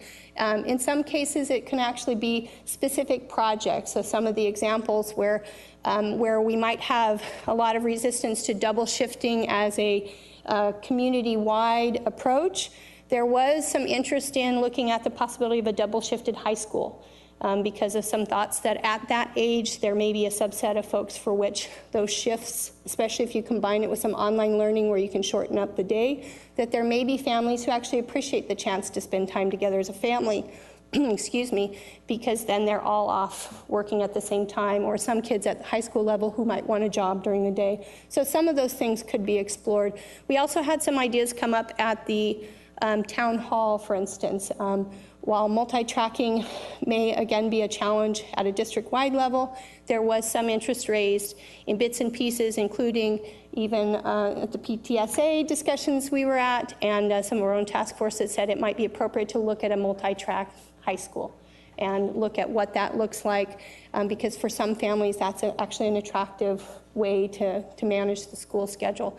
There was also discussion about urban high schools and how you could use a number of different facilities, and not all buildings have to be district owned, and you could leverage municipal buildings, the performance center, or the library, or other kinds of things. So lots of really innovative ideas, recognizing that at the end of the day, all of those need to be explored, understood, to greater or lesser degrees based on the resources available to do so, and none of those things is going to solve the problem right around the corner. So we encourage the district to continue to look at innovative approaches that people are using to try to meet the educational needs as those continue to evolve, and these projects represent, of the ones that we were provided, the best set that accomplishes the very real algebra in front of us. So then we had to deal with two other really challenging situations. One is what happens if we can't build enough, or we can't actually build fast enough. And a lot of these temporary strategies are actually things that the district is already using to try to address their very real situation, that is this one right now where they can't actually build enough. And so it could include moving district-wide programs around, like putting quests or other things that are transferable at places where there's less capacity issues. Teacher planning rooms have been done in many of the levels, but actually making sure that the teacher planning rooms is implemented across the district, which frees up the teacher's room then for other uses during their planning period. Temporarily changing school attendance boundaries, which doesn't help the whole problem, but might alleviate temporary stress. Obviously has implications for specific families when you have to do that. Temporarily increasing portable classrooms like we are doing the last couple of years to try to accommodate and make sure that those kids have a place to sit and learn. We originally talked about eliminating all-day kindergarten. While we were doing the task force process, the state actually changed its guidelines around kindergarten, and so that may not be a feasible option on the table anymore. But if allowed under state guidelines, reduce the number of specialized spaces, so that would be art, music, those things, and increase class sizes. And as you can expect, when we asked the community how they felt about these, many of these people have strong reactions to. Some people are in favor of using those as temporary strategies. I think most of us would not want these to have to become permanent strategies, which is probably why you had all 63 of us being willing to commit to go through this, because in many ways, we are in this scenario right now. This is our facility strategy. So if we don't like these things, that's part of what we have to figure out so that we can find some other set of solutions. But we did actually go through a great number of other strategies besides this. So if you can believe it, this was the subset of those that we thought were actually acceptable to us to be used in a temporary way to accomplish this need. So we don't like these either. But it's the reality. And unfortunately, the next reality is really what happens if you can't build at all. So those numbers that we put up there, regardless of what the final numbers are, the numbers are bigger and they're growing, and we have to meet that capacity in some way. And the numbers are big enough that you can't meet them with a whole bunch of other strategies all put together. So all these things here, plus a great number of other things put together, still doesn't accomplish the capacity requirement. The only thing that got close, and there's still some debate about whether it fully covered it or got close, but I think there's some validity that it fully covers it, is instead of multi-tracking, you could do all of these things plus a few more and double shift district-wide. So when we looked at that as a task force, we came to the tough conclusion that if you can't build any more schools, the best way for us to reasonably educate the kids, deal with the capacity issue, and make sure that we've got a safe environment that can support our children is to make the tough choice to move to a multi-track system. Because basically what that does is it means that at any given moment, only 75% of the kids are in school. And so that can be done on a longer stretch, over a series of seasons. It can be done over a series of weeks. We encourage the district to actually spend more time studying this, understand how and what time frame it would need to get deployed if we weren't able to raise capital for projects. I know we've got a lot of community feedback that they're concerned that maybe this is being raised as a threat, and I want to make sure from the task force perspective, there was never any intention to set that as a threat. We were given the very real task and the tough job to figure out what we would do if there was no cash to build buildings. And I would say if we as a community aren't prepared to figure out how to create an environment where building buildings is something that we can get behind, and whatever we want to demand from the district to be able to do that, we need to do that. But if we can't, then we can't turn our nose up at the only other strategy that's really viable to take care of the kids. So they're also, not everyone's a detractor of the multi-track system. So there were actually a few voices that were positive about it. Even the survey, while very lopsided, there were still voices that were positive about it, either from personal experience or otherwise. So, there have been other places that have done that with varying degrees of success. If we don't want to do this, we need to figure out what we do want to do. But in the meantime, we have asked the district to consider or to continue looking at what that would look like and what implementation of that might look like to help reduce some of the questions and issues that have been raised about it. I stole my own thunder. So here's the community feedback on the year-round multi-track. And again, very strong feelings. If you're going to disagree with it, you really strongly disagree. I think on one of the meetings it was over my dead body kind of a disagreement. But we just need to understand that not everybody disagrees with it, but even within the task force, we're not posing it as the thing that we think should happen. We're posing it as the default thing that we need to move to if we can't make other things happen. So it really comes down to us to decide what we want to see in our community. So I'm going to finish with probably the punchline for the task force. We learned a lot. We probably know more about schools and capacity and aging facilities and lighting systems and what happens with density, and then you go up floors and all sorts of really great things that we will be happy to bore you with at cocktail parties. So make sure we get our emails around so we get lots of invitations. But fundamentally, we wanted to make sure that what we gained, and hopefully what the district and the school board gains from this process, gets infused into the way in which the district approaches long-range facilities and capital planning, so that it doesn't have to have a process exactly like this to get that benefit, to understand where the community's at, to rebuild that trust where it might be lost, to gain the momentum because you came almost there, but how do you actually use what we learned out of this process to help create that, not just the majority, but that 60+% or whatever the sentiment is around the district's vision to help educate our kids. And so we learned from some good work that Janine did that the current capital planning process has some very specific steps to it. They assess conditions, they forecast future needs, they develop plan to meet needs, implement plans, evaluate and monitor, maintain and operate. So a lot of the things you would expect out of a capital planning process, and we had some very high-level recommendations for them around that. Really drive to provide a lot more transparency, information, informing, and engagement on some of these long-term facility challenges using multiple tools, right? Because we got a lot of response from online, but there was also a huge amount of benefit from the in-person and some of those other types of engagements, and both at the school level, but also at the broader community, because there's really a need to help the broader community understand where schools fit into the universe, even if they themselves don't have a child or won't eventually have a child in that school. We also think that there's some places where the school district could benefit from some ongoing input. It would be, I think, helpful for the school district to have a small expert advisory group that they can tap into for a neutral third party, we're not paying you, we don't have a contract with you, input on design and construction. And that was part of what came up in the task force, because we actually had some of those people with that expertise. And we think that that kind of access to interested and well-meaning community partners could help the school district make sure that they basically keep the architects and other folks on the blanket, I guess it were. And also that we know that there's already a lot of good links with the city and city planning groups, so given the permeation of that all the way through a lot of our recommendations, we just encourage you to keep tightening and forging those relationships.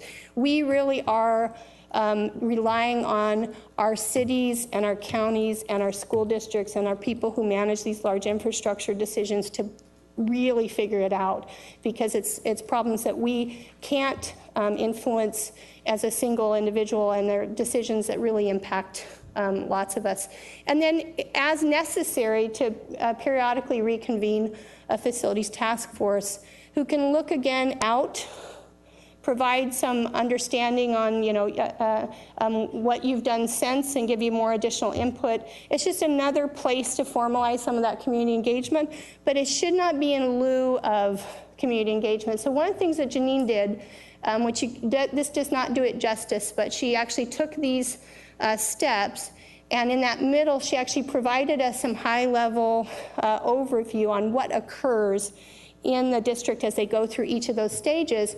And then she took all of our various recommendations and things we had identified, not necessarily with a commitment to take them whole scale and just slap them into the system, but showed where those recommendations would need to be understood or evaluated or considered on the part of the team at the district as they go through there.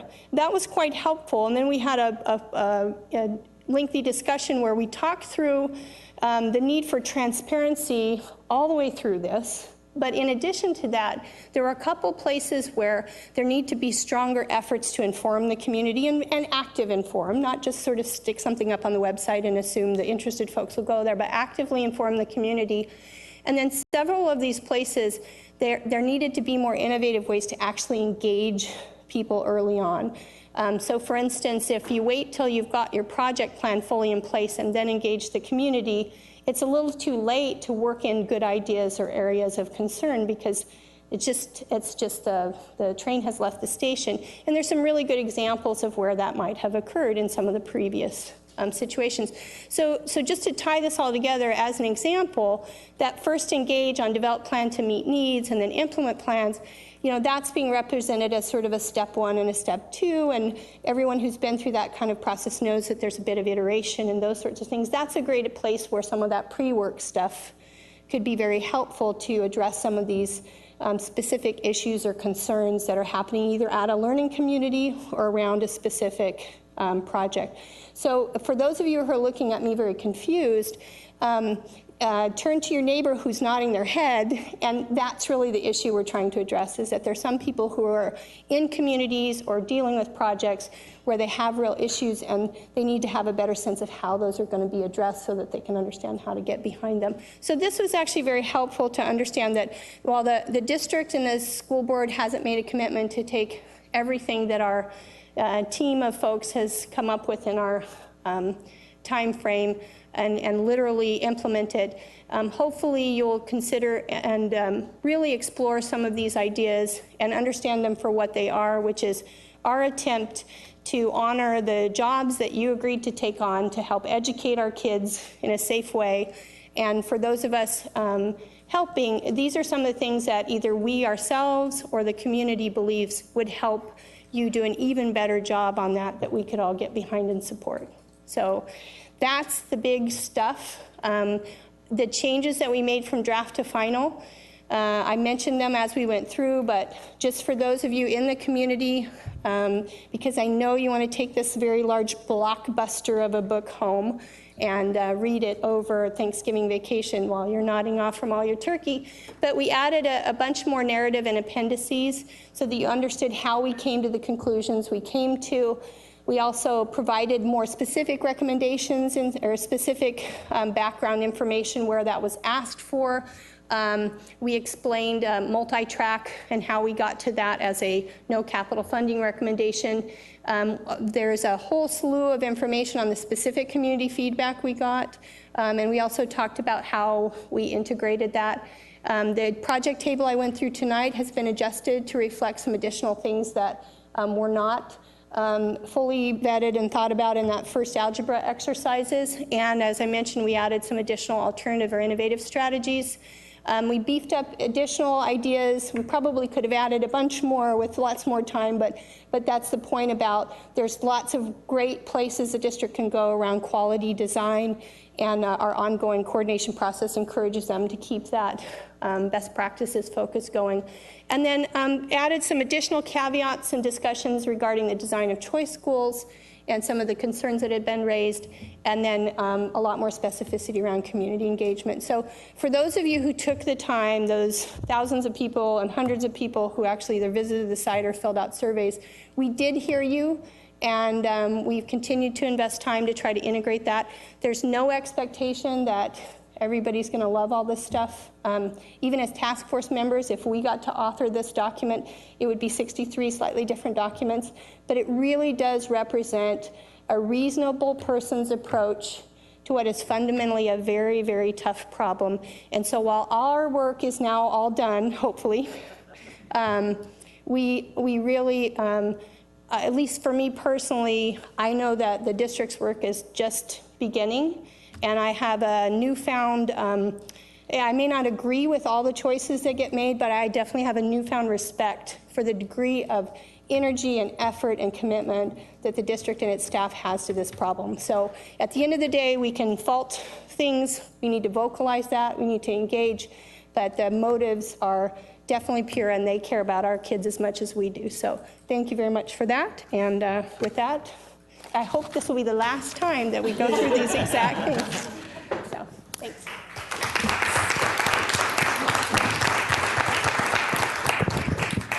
Thank you, PS. Great job. As you can tell, there's a lot of passion and commitment and work and effort that's been put into this process. You can tell that from PS's presentation. You can probably also tell that from the 254-page report that we provided. People have worked extremely hard to listen, to give debate and feedback, and really think through the options. And just, again, everyone here and all the people who served on the task force just appreciate so much the work that you've done.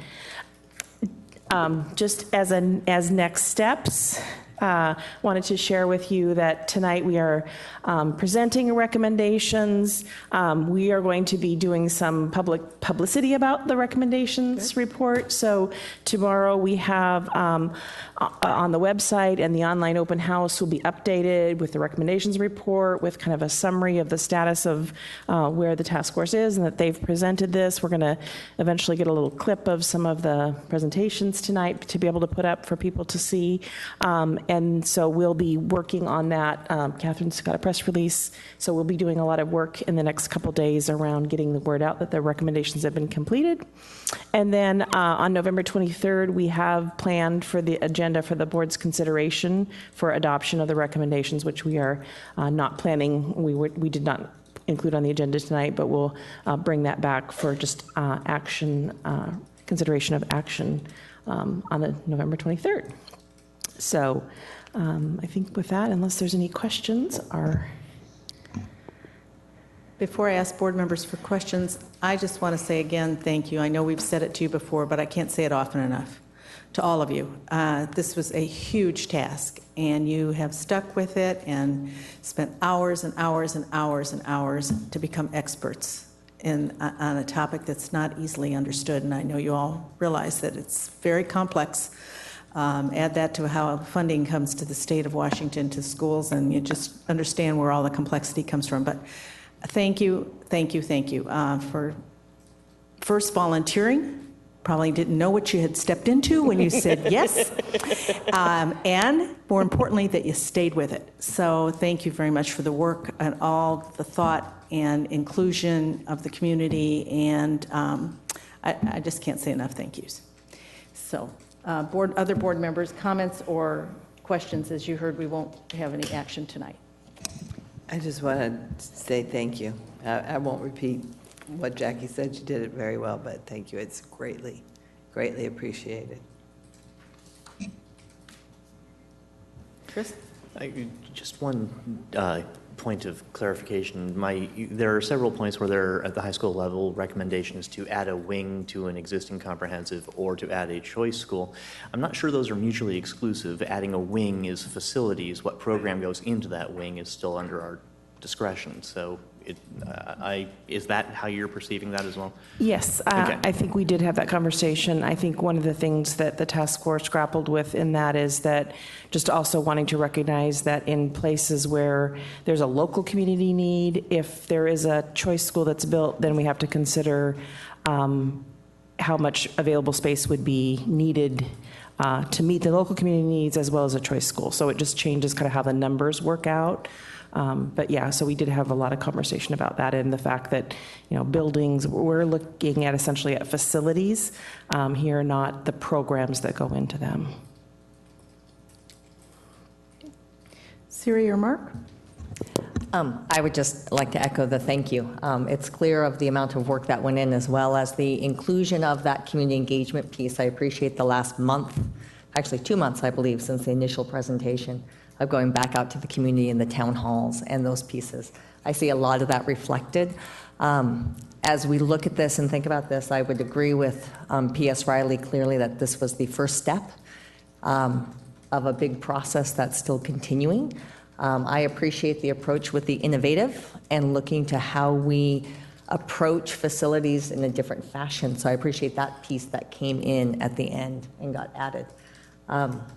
As for questions, I think it's a great reference document that we have created to be able to utilize as a way to be able to talk with our community very effectively. So I think there's been a lot of great analysis. So thank you very much for your work. Mark? Again, it's going to sound like an echo, but I can't believe all the work you all did. It's amazing. And I've never seen really an output by a volunteer group of folks that come up with a 250-page document. I've never seen professional groups that would come up with a 250-page document, and I think it's you're to be commended for it and to your commitment to it.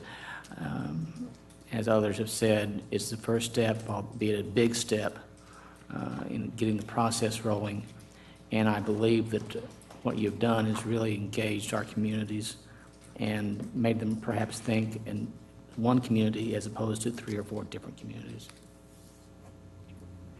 Okay. And Tracy, did you have anything to add? I just wanted to also add my thank you to the group, and also Janine spent a lot of time thanking a lot of other people, but I would also like to thank Janine for her leadership and her work with this group. So thank you. I also wanted to highlight that while the board doesn't take action on the recommendation until the next board meeting, as the group knows, the board's been engaged throughout the process, has been attending the learning community meetings, paying attention to the online open house, had the study session, attended the, board members attended the town hall.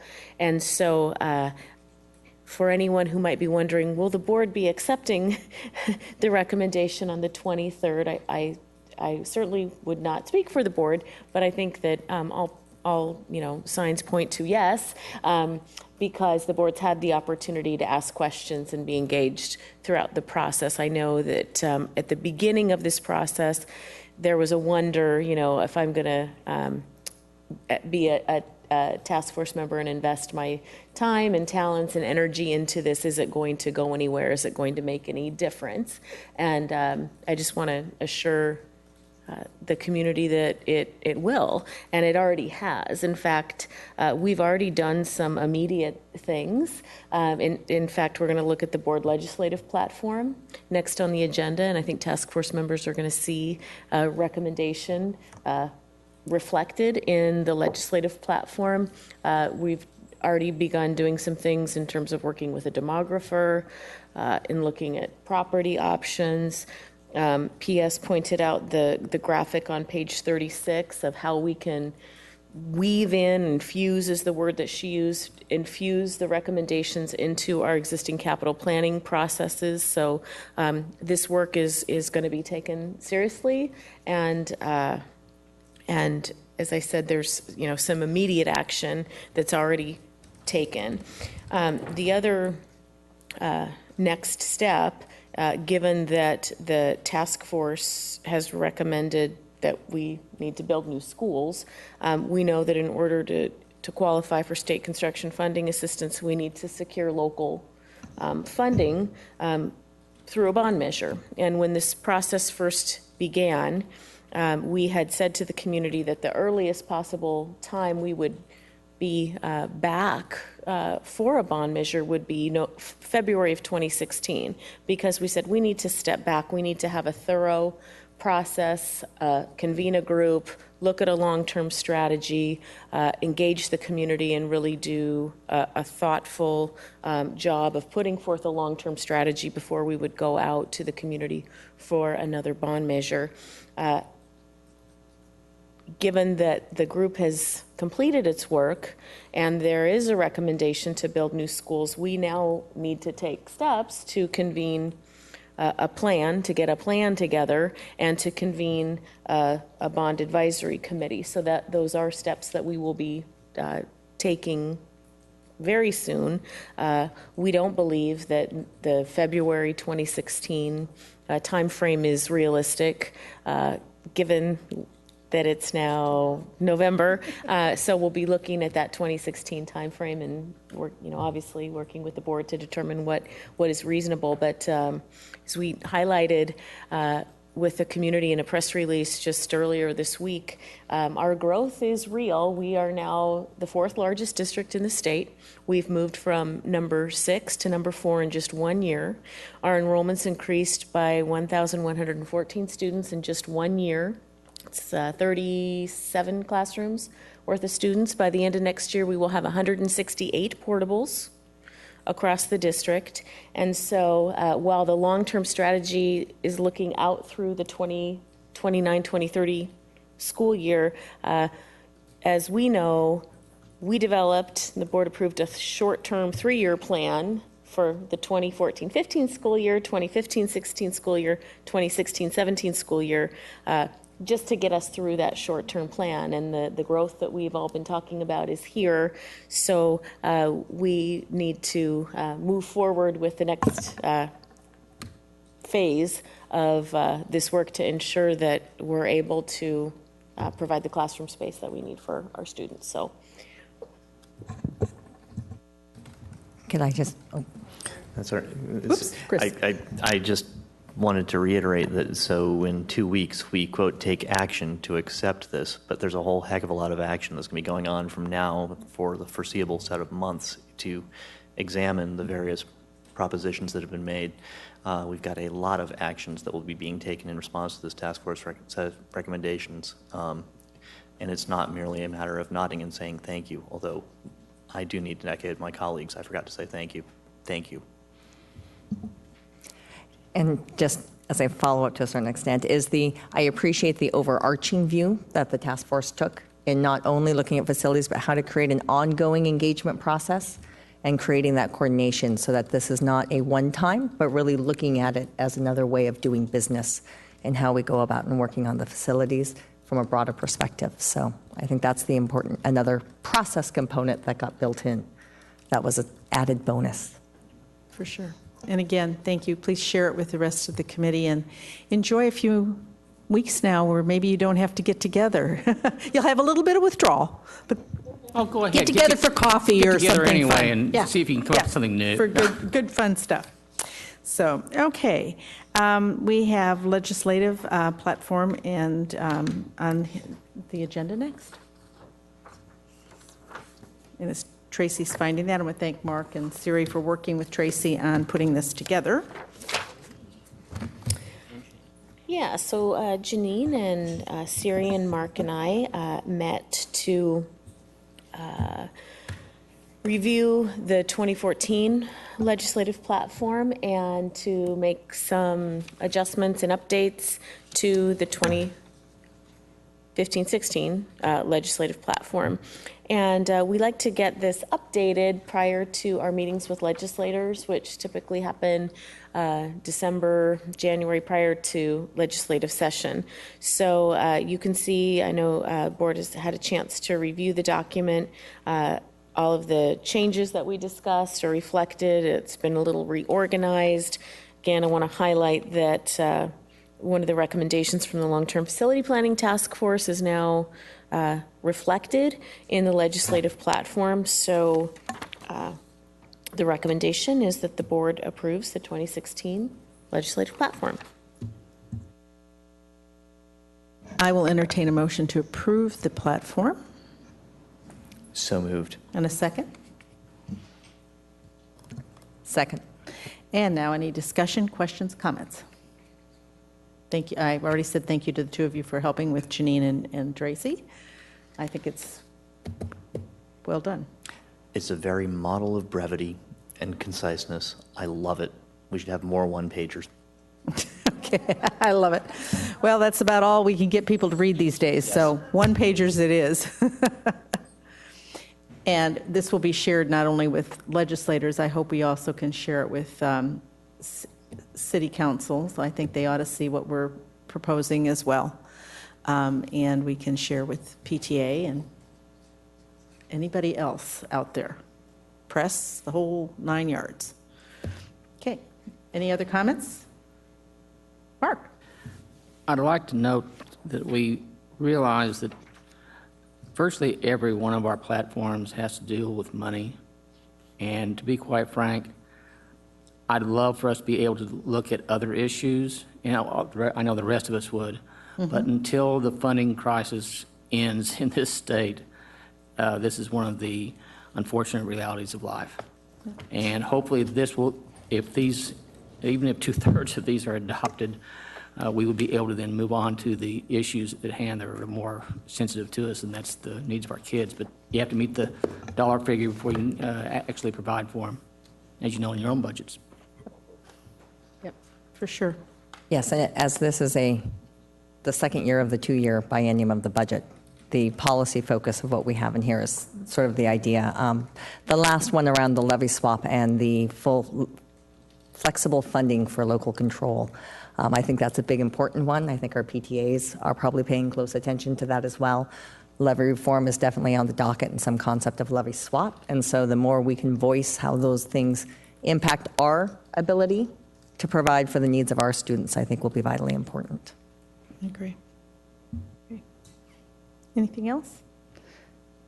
If not, then I'll ask for all those in favor, please say aye. Aye. Aye. Opposed? Okay, and so the legislative platform is now adopted. And now, just continuing in that vein, we had this presented, Jason Roskowitz suggested that we look at this resolution that's has been approved by a number of school districts. Actually, it was interesting when I looked at the list, none of them were from our area. There was a number on the list, but no one, I think Mercer Island, didn't I tell you Mercer Island was the only one? I think there was just one, but none of our local ones have approved this. But anyway, he asked that we look at this, so I suggested to Tracy, and it's before you now on the agenda, it has to do with McCleary. So Great. So our district is a member of the Network for Excellence in Washington Schools. It's a statewide coalition of 430 community groups, school districts, and education associations fighting for full and ample funding of K-12 education. In 2012, News won the historic victory when the Washington State Supreme Court ruled unanimously that the state of Washington is violating its constitutional paramount duty to amply fund the education of all K-12 students. As you know, our legislative platform calls for full funding of McCleary. And in a unanimous order issued on August 13th, 2015, the Supreme Court issued contempt of court sanctions against the state for failing to comply with the court's orders in the McCleary case. The sanctions state that effective immediately, the state of Washington is assessed a remedial penalty of $100,000 per day until it adopts a complete plan for complying with Article 9, Section 1 by the 2018 school year. So while education stakeholders are pleased that the state Supreme Court continues to hold the legislature accountable, News, the Network for Excellence in Washington Schools, is encouraging school boards, nonprofit organizations, and grassroots community groups to consider adopting this resolution to add our voice to help compel the state to do what the court has ordered. So the recommendation is that the board adopt resolution number 2204, requesting our state officials to promptly and fully comply with the Supreme Court's orders in the McCleary ruling. I'll entertain a motion to approve the resolution. So moved. Second? Second. Okay, any questions or comments or additions to this? Okay. Hearing none, then all those in favor of adopting this resolution, please say aye. Aye. Aye. Any opposed? And then this will then be, we'll let News know so that we can have our school district listed along with the others that are there, and they continue to work in the press and other things as far News itself does to send this out. So that would be really great. I think it's an important thing. We just need to keep pushing on it. For some reason I thought they were didn't they gather to talk about this sometime recently, and nothing's been said since the leaders sat down somewhere? Didn't Jay Inslee Governor call them together Supposedly, I have not heard. Yeah, I haven't heard a thing. Anything. Anybody? No? Okay. Well, there's a lot of money going in the coffers. That's the penalty, I guess. Only if they appropriate it. Yeah. Okay. What can I say? All right, it's 9:15. We have still the ERs. I said I would come back to you at this point in time in the meeting and ask you if Tracy said it could be postponed to another meeting, should you so desire, with the lateness of the hour, or I will ask you if you want to. This is going to be at least a 30-minute, probably longer presentation to do it justice. I vote to postpone. I count 93 slides. That's impossible in half an hour. Okay. 93. So I second John's the like, motion. yes. There you go. Would you be sure to precise put again. John earlier on the agenda when this has got to be Sorry. done? That's Interesting probably data, John, would be a but- good idea to have one of those agendas with There are nothing but some this is interesting- non-consent. Yes. So that's the thing, it's not going to be just the presentation. Right. Yeah, because people want to comment. That's why I said it would be at least that long, and I don't want to shortchange John or the comments and thoughts because it is an important topic.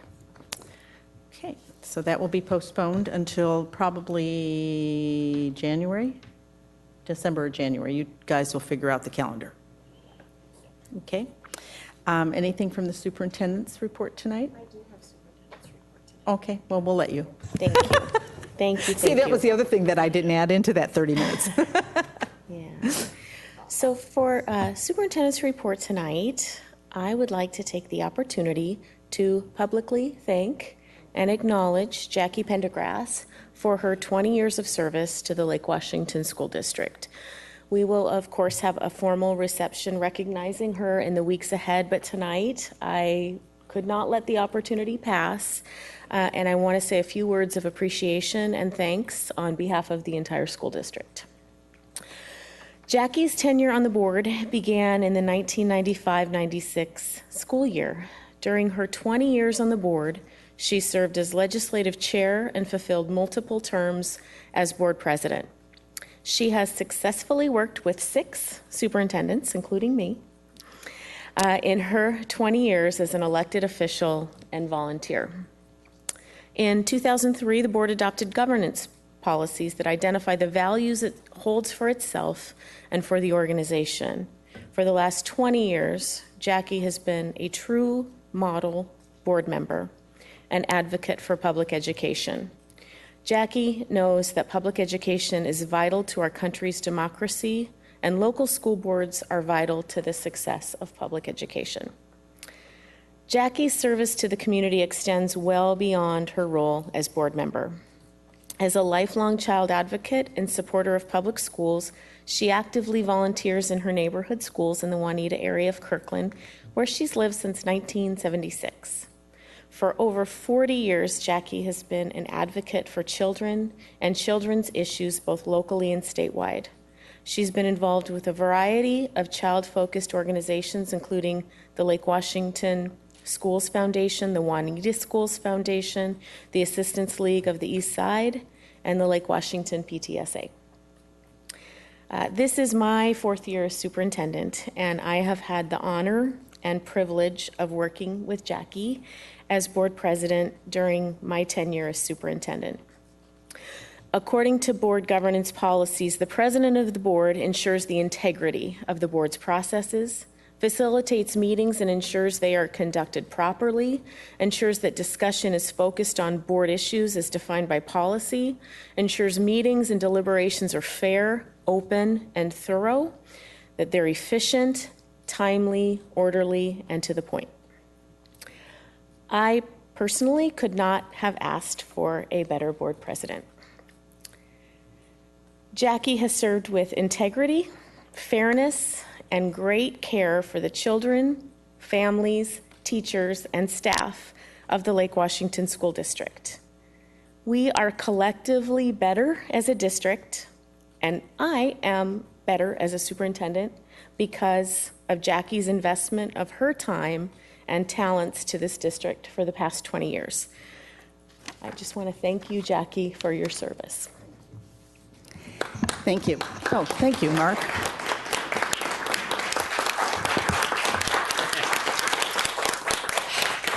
This is going to sneak out the back door. Thank you.